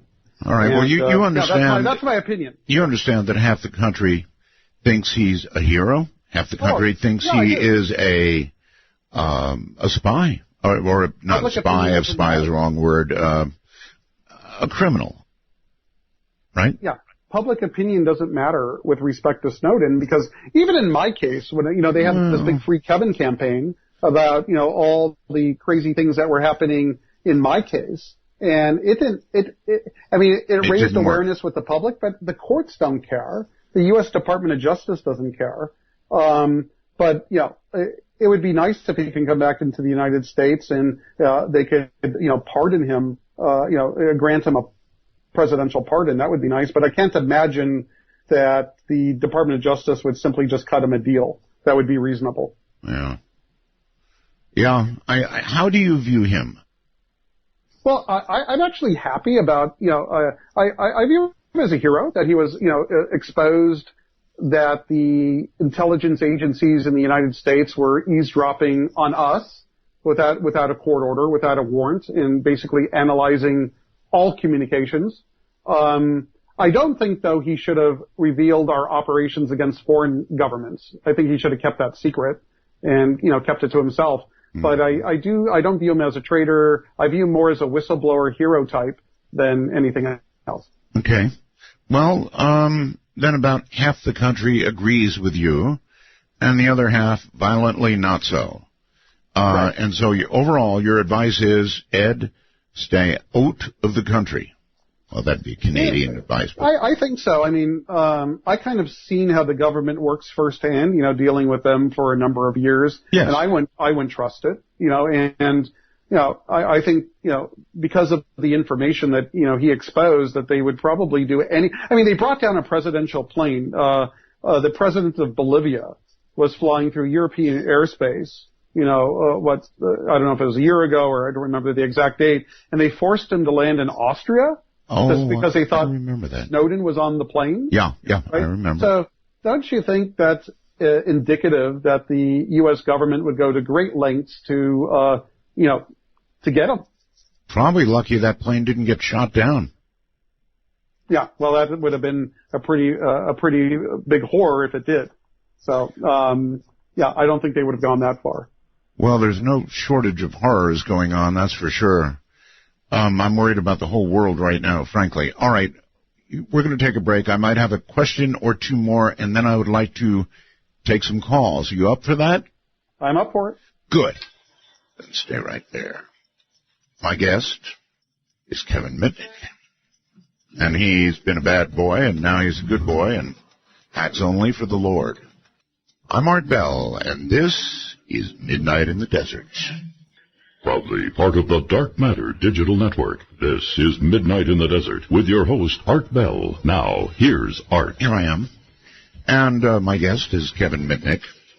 Now, if you would like to speak to Kevin, if you've got a question for Kevin about perhaps your computer privacy, or maybe you've got a question about, just about your computer, or if you've got a company, maybe you would like to hire Kevin to try and break in.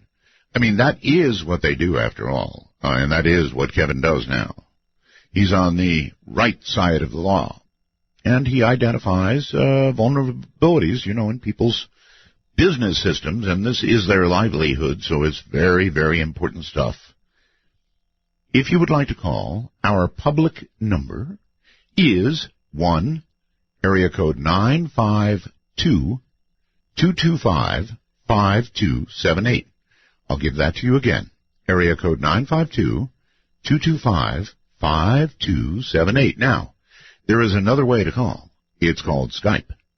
If you have, an iPhone, an Android, whatever, a pad, put Skype on it.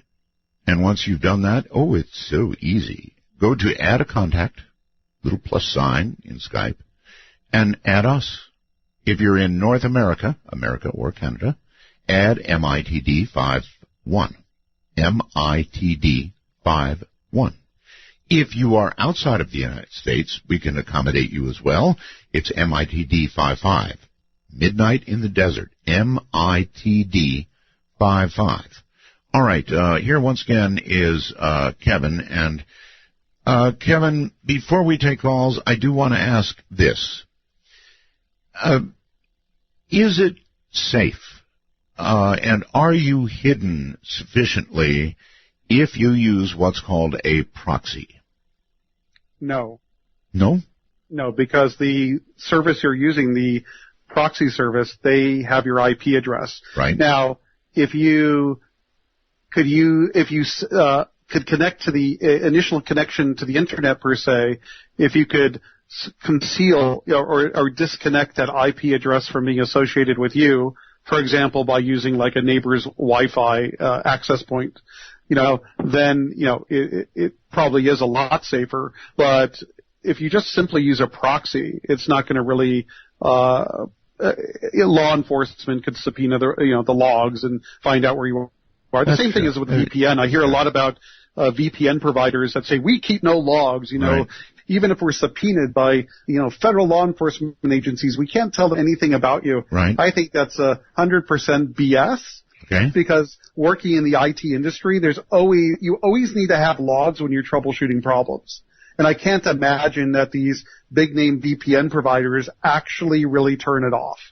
So, again, to really get a good level of privacy, you might think about, getting a burner device, like a cell phone or a burner, wireless access point, and then not using that near your normal home or work if you really want to maintain your anonymity. But then how do you go about buying it? Do you walk into Verizon or T-Mobile and go buy that device? No, because you're on camera. You have to actually think about every step of the way. Do you use Uber to go over to Walmart to buy it? No, because your Uber, your movements are tracked. Do you use a rent-a-car? No, because they have GPS. So you have to really think about how are you getting the device you're using?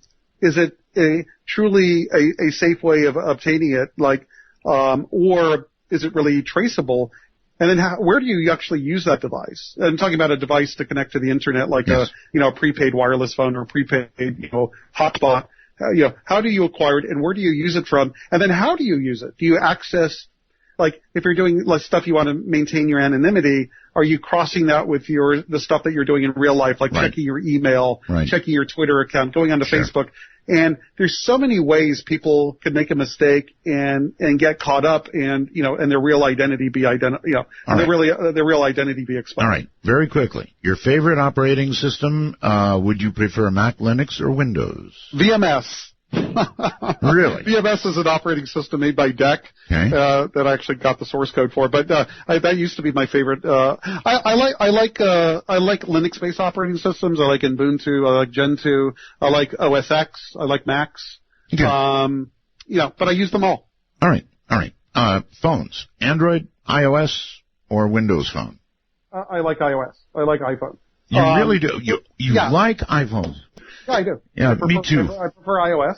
Why do you? They're actually more secure than Androids. You're hearing about vulnerabilities identified in Android all the time. Now, then again, you hear about jailbreaks. Jailbreaks that are identified in iOS. So both operating systems, have their share of security vulnerabilities. But I do like the iOS model better. All right. For example, if I'm installing an app, yes, right, and an Android will ask you. Do you want to give this app all these permissions? And then once you do it, never asks you again. Right. When you do that with an iPhone or an iPad, every time you're doing that function, like it wants your location, it's going to ask for your permission every time. Now, Android is running some sort of anti-Apple ads showing that Apple Pay seems not to work. The person is swiping around and they can't get it to work, whereas the Android just pays it off, boom, like that. Are you a fan, number one, of these pay systems? Are they fairly secure, more secure than, a credit card, for example? And number two, is it really true that Apple's pay system is having a problem? Well, I haven't actually used Apple Pay personally, but I've read documents on it, and it seems reasonably secure. Where they're of how they, how they use their protocol, if you will. Right. But I actually haven't tried to attack Apple Pay yet. And I'm curious of whether there's room to do, if they tokenize the information, so your credit card number. Wait, did you say use Apple Pay or attack Apple Pay? attack. I haven't tried attacking it as part of like a security test. I see. So I'm not sure personally whether or not, of any vulnerabilities in Apple Pay to date. Okay. You do good work for companies, right? That is what you do, and I want to give you a chance to, promote that. You have this ghost team, right, that claims to have 100% success rate of being able to penetrate any system using technology and any social engineering. You can use technology and social engineering. You can get into any system out there. How can it be 100%? Well, basically, there's different types of security tests that companies have us do. There's network testing to look at, what are they, what network services they're exposing to the internet that could possibly be attacked. A company could have web applications, like when you log on to, like Bank of America, for example, you're using a web application, right? And, so there's different types of security issues. When clients allow us to use social engineering, that means when we could try manipulating the humans that actually operate the computers. Yes. And con them into doing something or exploit them that way, our success rate's 100%. And it has been since we started with the company.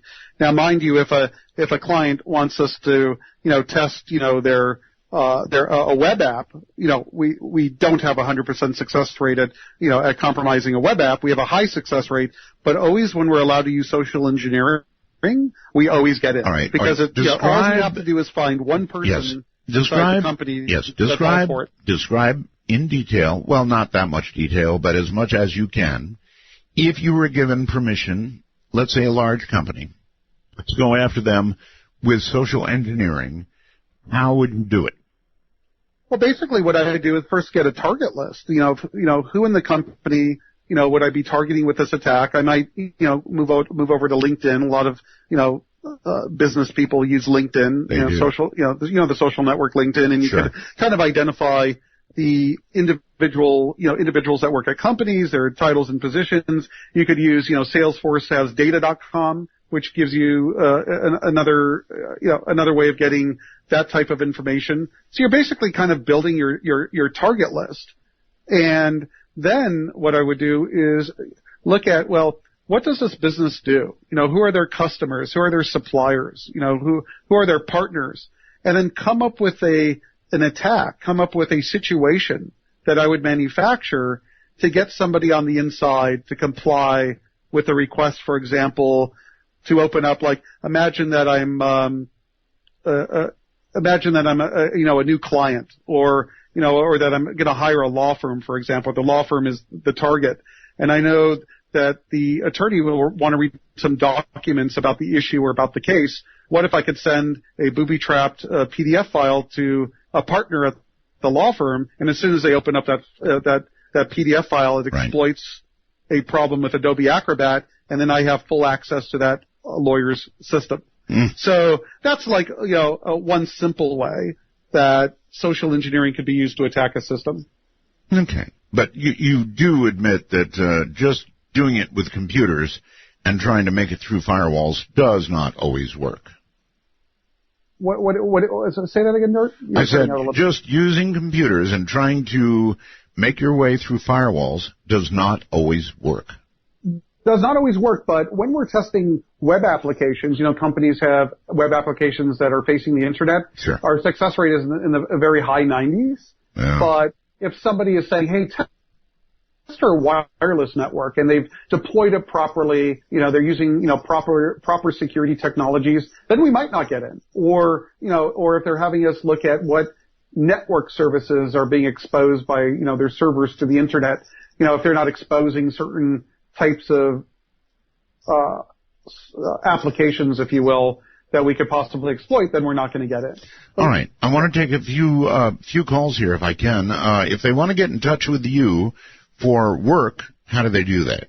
They can go to our website. It's Mitnick Security. That's MITNICK security.com. Okay. All right. Let's go to Quake Guy on Skype. Hello. Oh, hey there, Art. How am I sounding? Sounding all right. All right, much appreciated for the guest tonight. It's really a pleasure to ask Kevin some questions. Awesome program tonight. Thank you. I wanted to ask Kevin one or two quick questions. I have a bit of a background in computers, mainly due to my father. He got MCSE certified in the early 90s, Cisco certification and all that. And I kind of kick him in the butt now and again for not getting me more into it, because I'm on my computer more or less far more than I should be. I have a typing WPM of like 120 words a minute plus, and I've always wanted to know where I can start amateurly without spending $10,000, $15,000, $20,000 a year on a university degree. Where are you grabbing your network security guys, your server security guys? How can somebody who has the drive, has the will, and wants to get into this sort of thing, where do they start? Well, what we actually look for is when people are are interested in working with security is what's their experience like, for example, as a developer. Like if we're looking for somebody that's going to assess the security of web applications, what's their development experience and what technologies, .NET, Java, what background do they have in systems and network administration and working, as a DBA, not actually working as a full-time job, but actually have knowledge in these areas of, how things work. And then looking to, there's a lot of, universities that offer security degrees. I know you already said you're not interested in going the university route. No, I'm kind of self-taught myself, from, being a hacker back in the day. But there's lots of, good resources out there on the internet you might want to look at. There's a lot of, I remember there was some best-selling book on beginning penetration testing on Amazon. I didn't actually look at the book myself, but actually looked at the reviews, and the reviews were pretty high. You might want to consider looking at that. And downloading tools like Metasploit. Metasploit is a very, very common penetration testing framework, if you will. And becoming familiar with a lot of the tools like Metasploit and Nmap, and going around to different sites on the internet and learning a lot about security and looking at what tools and what techniques and processes you go through to actually, test security controls on various operating systems, devices, and so on and so forth. Either all of that, caller, or if you want to impress Kevin, spend a year in your bathroom without coming out. All right, well, fair enough. One other quick question, if I may. Do you happen to have any of this sort of information, these recommendations, listed anywhere online, or would it be all right if I went through your company and sent an email asking for such recommendations? That'd be really appreciated. Yeah, just do an email. There's also some courses you can take. There's offensive security. I think their URL is offensive-security.com. They have some, I haven't taken the courses personally, but I have some friends that are security experts that have and say that they're very well done. So you might want to look at, taking some of these online courses that help you, get familiar with, how to, for example, doing an external a perimeter test against a network, trying to learn more about, how to exploit wireless networks or applications. So there's definitely a lot of resources out there. There's even a website that has a lot lot of videos. All right. So anyway, he can send you an email. Sure. So that's easy. And when you're done with this, Kevin, you might want to run a jitter test on that line you're on, because I'm telling you, you're dropping packets. Well, it's a hotel, so unfortunately. I know. I know. I'm just saying. On the phone, you're on the air with Kevin Mitnick. Hello. Hi. Hi. First of all, Art, listen, You've been in the background soundtrack for many years of late-night hacking sprees, so thank you for coming back. We used to hang out in the same circles. I have a question for you regarding the novel attack against Tsutomu Shimomura. Correct. Did you come up with that approach, or did someone else provide that exploit for you? No, I was working with this guy, JSZ. It's actually detailed in Ghost in the Wires. And we were talking about this method of exploitation. And JSZ and I think two other individuals actually coded the attack. I didn't actually code it, but I was discussing it and discussing the technique prior to the implementation of the code, because we were trying to compromise Shimomura. It's revolutionary, and it may go down in history as one of the greatest hacks of all time. Thank you. You're very welcome. You're welcome. Does your chest puff out a little when you hear that? One of the greatest security attacks of all time? Yeah, I don't really believe that. I think there was a newer attack called Heartbleed, which I think was much better. But anyway. Well, I know, but he said it. I mean. But we were like in discussions. We were talking about techniques that could be used. It wasn't like, I didn't code the attack. It was another group of people, but it worked quite well, and it was quite novel for the time. All right. Kenny on Skype. Hi. Hello. This is Carly, his wife. Okay, Kylie. His account. Okay. I had a quick question. I'm actually a bachelor's degree in cybersecurity, and I was curious as to emerging areas in the field that you're interested in, you think that are really good to kind of focus on as a new graduate. That's quite interesting. Well, I like the area of security testing. That's kind of what I focus on. But I mean, there's different areas of security, like doing forensics, security implementation, working with, being a sales engineer, for a company that's selling security products or actually building products. I mean, there's so many areas of information security that, what is your interest? What do you like to do? And give me some more information about that. I have a pretty wide background in the field of security, and I actually was just interested in areas of emerging software or companies that you feel have the biggest area for potential growth. Well, again, for potential growth, I always look at, companies that have, recently IPO'd. And I'm trying to think. I don't really want to mention the names of companies, to be honest with you, on the air. But one area that you might want to, consider, researching or focusing on, and it's a problem that hasn't been solved, is the problem of malware. Pretty much, it's not hard for any reasonable, skilled attacker to bypass any of the antivirus products that are out on the market. And some of the other products that have spun up, by other companies could be bypassed as well. So there hasn't been a solve yet to solve the issue of malware. So that might be some area that you might be interested in focusing on that's, still emerging. And, at least companies are trying to figure out ways to solve the problem. I'm all for that. Is it all right if I ask one more question? Yes. Okay. I was wondering, for your actual security system of choice, why you prefer that one the most out of all of the other ones like Linux and all the popular ones, obviously. Wait. Why do I prefer what now? What security? I never said I preferred any security system of choice. No. You're talking the operating system? Yes. Oh, I said VMS because that was my favorite system to hack back in the day, so it was kind of a joke. I was like, okay. All right. And you mentioned PGP as being a secure way of actually communicating, and I was just curious as to why, because in my 101 classes they were mentioning that was already hackable back in 2005. Well, I don't know anybody that's broken RS. I don't know anyone that's broken PGP. And I'd like, if you could send me, it hasn't been done. Okay. No, the PGP hasn't been broken.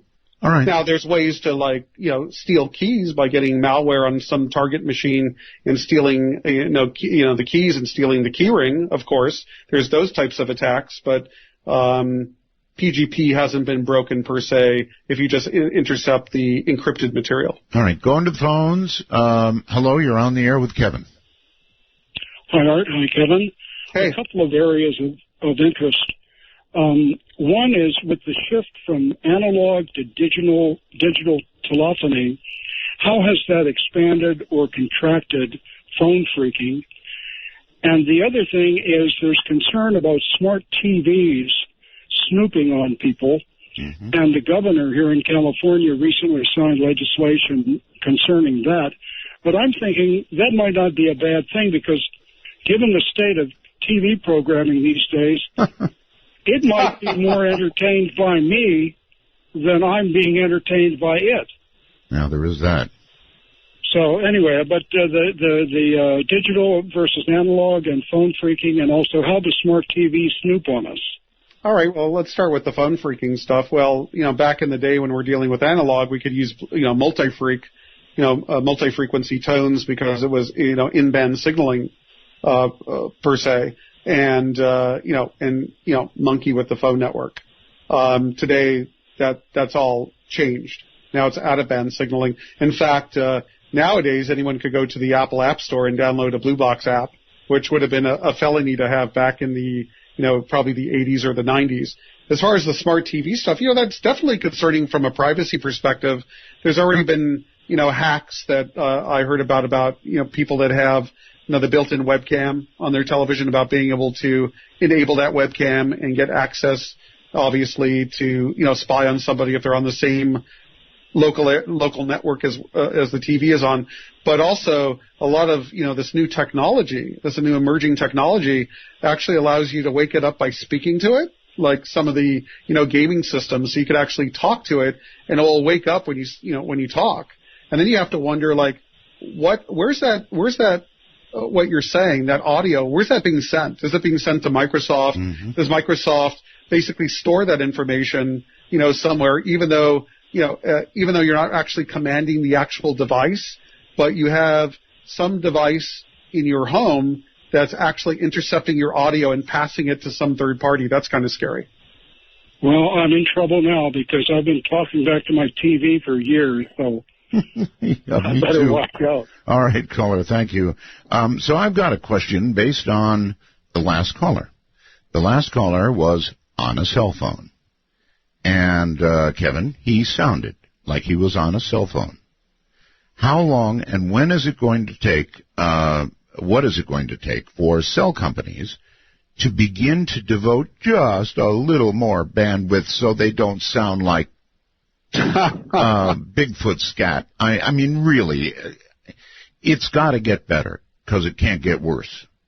Yeah, in fact, I remember that my friend, Steve Wozniak, he when they had digital and analog devices, still had analog, he always used analog phones because they sounded much better. Same here. Yes, yeah, exactly. And now that we're in the digital world, we're kind of stuck, with whatever provider that we're going with. Yep. Yes and no. I mean, they've eventually got to move more toward the pin drop era, and right now, you could drop a hammer and you might only hear it as a little distortion on a cell phone. Yeah. Well, I have no idea of when these cellular providers are going to actually improve the quality of their voice calls. Well, the first one that does will get my business. I'll tell you that. I've heard T-Mobile was making a few moves in the bandwidth era. I haven't kept my ear close to the ground on that issue. Mm-hmm. I just figured when it happens, I'll be happy, and until it does, I'm just stuck using. I'm stuck on AT&T, unfortunately. Well, me too. But when it does happen, you'll hear it. Mike on Skype, you're on the air.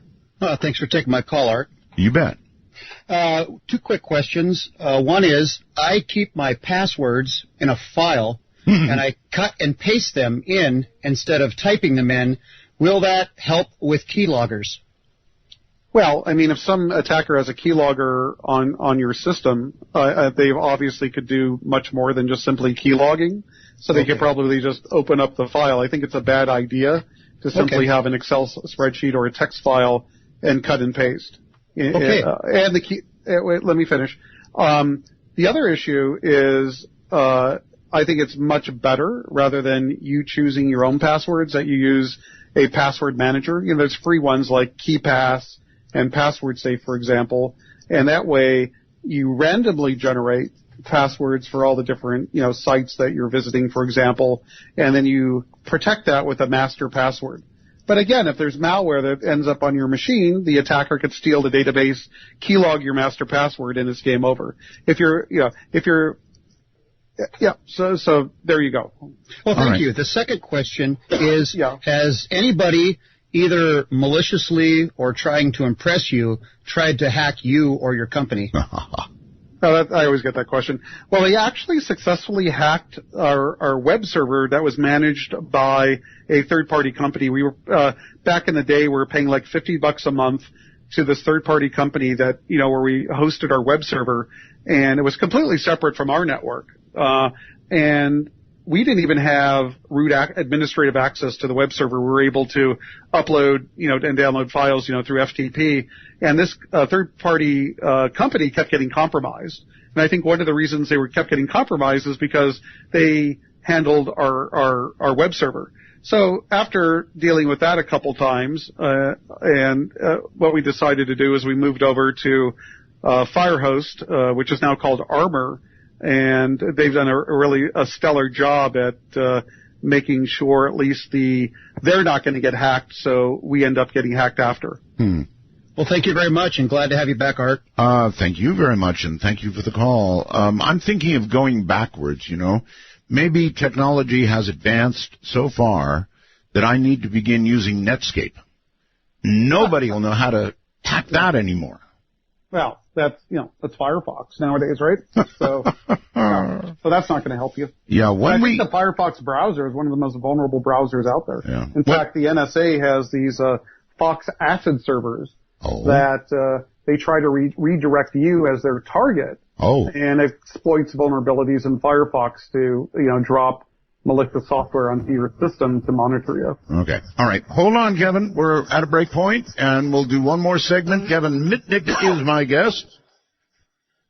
And that was a sneeze. You get a shiver in the dark, it's raining in the park. Meantime, hope he's okay. This is Midnight. I love the river, you stop and you hold everything. Haze is on my mind. Girl, you got me thirsty for another cup of wine. Midnight in the Desert doesn't screen calls. We trust you. But remember, the NSA... Well, to call the show, please dial 1-952-225-5278. That's 1-952-CALL-ART. Had to do that again, honor of Kevin being here. Kevin Mitnick is my guest. You're welcome to join us via phone line, standard or otherwise. And, of course, on Skype. Remember, we are MITD51 in North America, MITD55 out there in the rest of the world. And here once again is Kevin. And one more thing I want to bring up with you before we proceed, and that is this. I have noticed, Kevin, that my bank, which I won't name, and my credit card company, which I also won't name, both have astoundingly good algorithms in place. And in each case where I've had a problem lately, they have caught it, bam, like that. I mean, their computer algorithms must be so good because they know if that's me or somebody else doing it, either by geolocation or by my buying habits or whatever it is. Each time the bank or the credit card company has caught it, boom, like that. Any comments? Well, I guess you've been lucky because in some cases the banks don't catch it. Well, yeah. Right. And in your case, I guess, again, it's luck. I hear myself echoing back. Well, I didn't do anything different. Okay, that's weird. I hear myself talking in the background. Anyway, when I think about like financial security people that want to protect their bank accounts from getting hacked, I think a very simple solution. People will spend $100 a year for their antivirus software. Right? Imagine if you just double it. You just go buy a Google Chromebook, and you use the Google Chromebook. You use the browser in what they call guest mode, so it doesn't save anything on the Chromebook. And you only use that to log on to your credit card company, log on to your bank account, log on to your brokerage account at Morgan Stanley or Schwab, and you never keep any passwords, of course, on, the computer you use for everyday use, that's going to really make it really difficult for somebody to compromise you. Okay. I assume you probably went back to your headset and your problem went away. Oh, yeah, I'm back. Jeff on Skype, you're on the air. Hey, great show, as always, and Thank Kevin, it's good talking to you. So I'm a CISSP IT security professional, got a source fire certifications and blah, blah, blah, all that stuff. Been doing it for a while. And one thing that I'm noticing, well, first of all, one of my specialties is definitely penetration testing for internal organizations that I work for. And ironically, I like magic too, which is really cool. One of the things that I've noticed here that seems to be trending, Gardner put out a study here a while back about bimodal application development. And, of course, everybody who's anybody is using agile type management to where they're creating code and just dumping it in. And I'll tell you, I will put out study after study, report after report, looking for internal vulnerabilities, external vulnerabilities in company systems, and they're paying big money for that stuff. However, what I find out is this newer trend, it seems newer to me, in taking and offshoring, especially web app code, and they're having this stuff done like by India and resources and whatnot. And I find out that companies seem to be pretty lax about giving some company that they don't even know the people who are working there access directly into their systems to write, test, debug, and produce this code. And then, of course, the company puts it in production, and they're saying, okay, well, it's good and it's safe. I've just seemed to have a lot of concerns. It makes me really nervous, and I've seen a lot of companies do that. I just wanted to get your thoughts on that. Okay.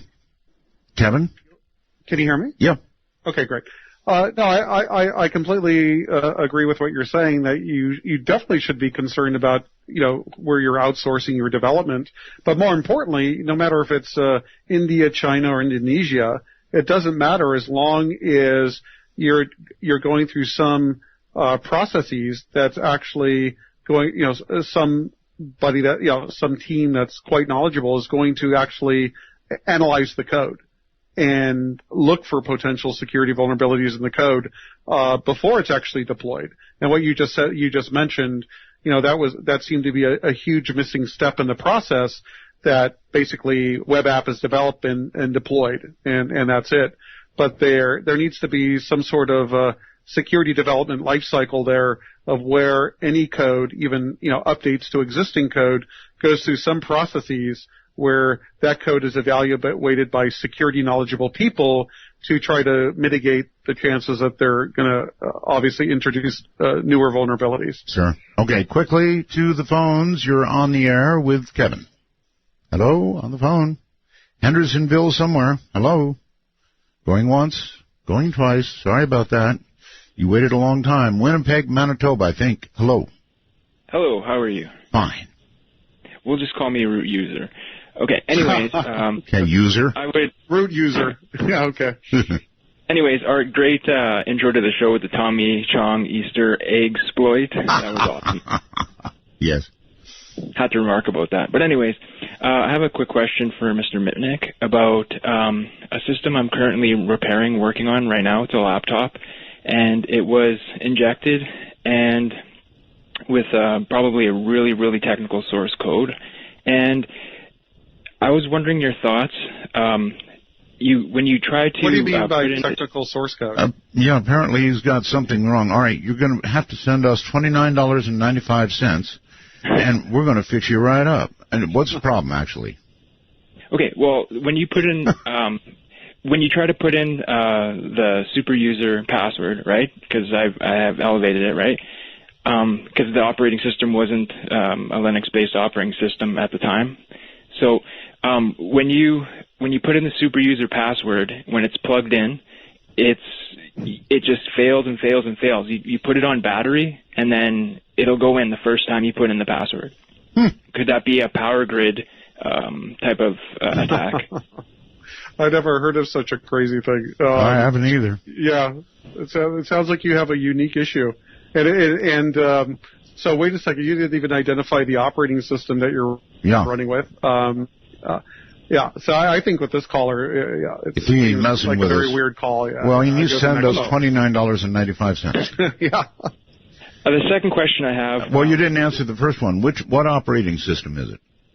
Oh, okay. Originally, when I believe that it got injected, it was Windows 7. Injected? What do you mean injected? Yeah, injected. What does that mean? Well, like when it got infected. Oh, infected. Very different than injected. Sort of. Well, it could have been SQL injected somehow, or you know what I mean. But like infected, we'll say. I'm like trying to find the root of. And what makes you think that somebody used a SQL injection to compromise your Windows 7 laptop? I think you said you had. I don't, but I just thought it was like because when you take it off of like power and put it in on battery. Well, it's obvious to me, sir, that it's coming through the power line. It's a UFO.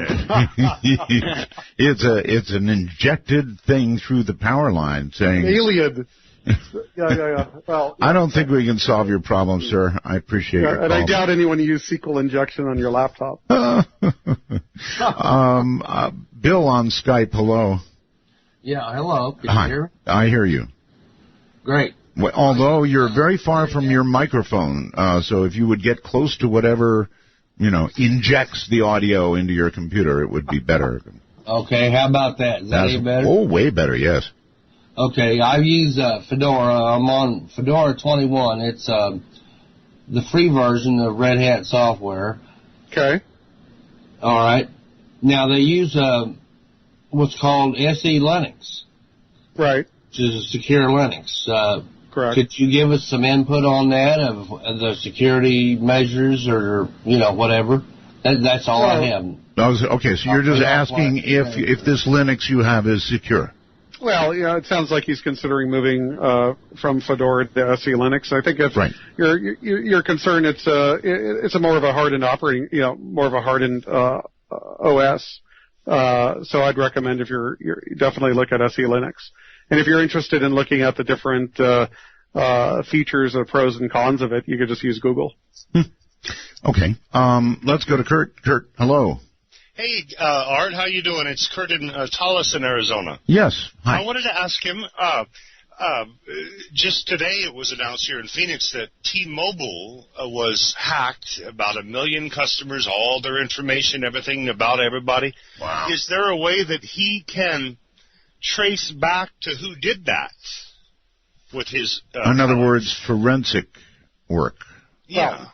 Well, I couldn't tell you. It's called incident response. So when a client gets compromised, they'll hire us to do an incident response. And in some cases, you can't find who the attacker is because it's so easy to make it look like it's coming from anywhere in the world. Or imagine, you have the attacker compromises one company system and then uses that as a jumping off point to attack a second company. So it all depends. It depends on a lot of factors, and I can't really say yes or no to whether I could actually trace back who hacked into T-Mobile. If they were really good, probably not.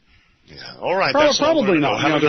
They just could have used a neighbor's wireless access point, for example. It really depends on the sophistication of the people doing it. But then again, people make stupid mistakes. Like apparently I read in the news today that the CTO of Uber's, their competitor had hacked into Uber from his home, and they were able to trace back the IP address, which I thought was, I thought that was like pretty insane. For somebody, rule number one, like a Fight Club, well, rule number one of hacking is you never do it from home or work. Yeah. All right. I guess rule number one of Fight Club is you don't talk about Fight Club, but with the hacking, if anyone is going to do this from work or home, that's pretty careless behavior. So this guy who recently allegedly hacked into Uber has indeed done it from home. So I was surprised. All right. To the phones and Clearwater, Florida, probably. My name is Stan, and I'm interested in knowing if he could tell me if Snort is effective in deterring any type of infection, or what would he recommend? Well, Snort is good for, basically Snort is like an intrusion detection system. It's essentially free, I believe, open source. And it basically is a signature-based system. So basically, if you're running Snort on a network, you could detect when any of the signatures that are currently being used are triggered as some sort of attack. But that's not going to really problem. What? One problem is that I've tried to get information from all type of sources, and say, for instance, like Geek Squad tells me that you have to go out and try to find the tech, and you're not going to be able to do that, they tell me. Who would I be able to find? What are you trying to do? What are you trying to accomplish? Software? All right, what are you trying to do, caller? Properly install the software so I could use it. What software? Snort? The Snort software. Well, I can't walk you through how to installing Snort is actually quite easy. I mean, if you're running a Linux-based operating system, you could just, well, depending on which one, you could use Aptitude or Yum, right, to install it. But then you have to configure it, and you have to configure the different rule sets to detect certain attack signatures that might end up, being used over your network. Either that or get a razor blade, lay it out, use a $100 bill. Yeah, it's kind of a complex question for this type of show. Yeah, it obviously is. Yeah. Yeah. Hello there on the phone. You're on with Kevin. Hello. Hello? Yes, there you are. Yes, Mr. Bell, Mr. Mitnick. I was just curious if you were familiar with any of James Bamford's work. Particularly the Shadow Factory, and they have their at least they used to have their yearly trade show at Crystal City by Fort Meade. Do you have any idea what he's speaking about, Kevin? Yeah, well, James Bamford is an author of, right. I remember he authored Puzzle Palace, and I'm not familiar with any new works that he's done.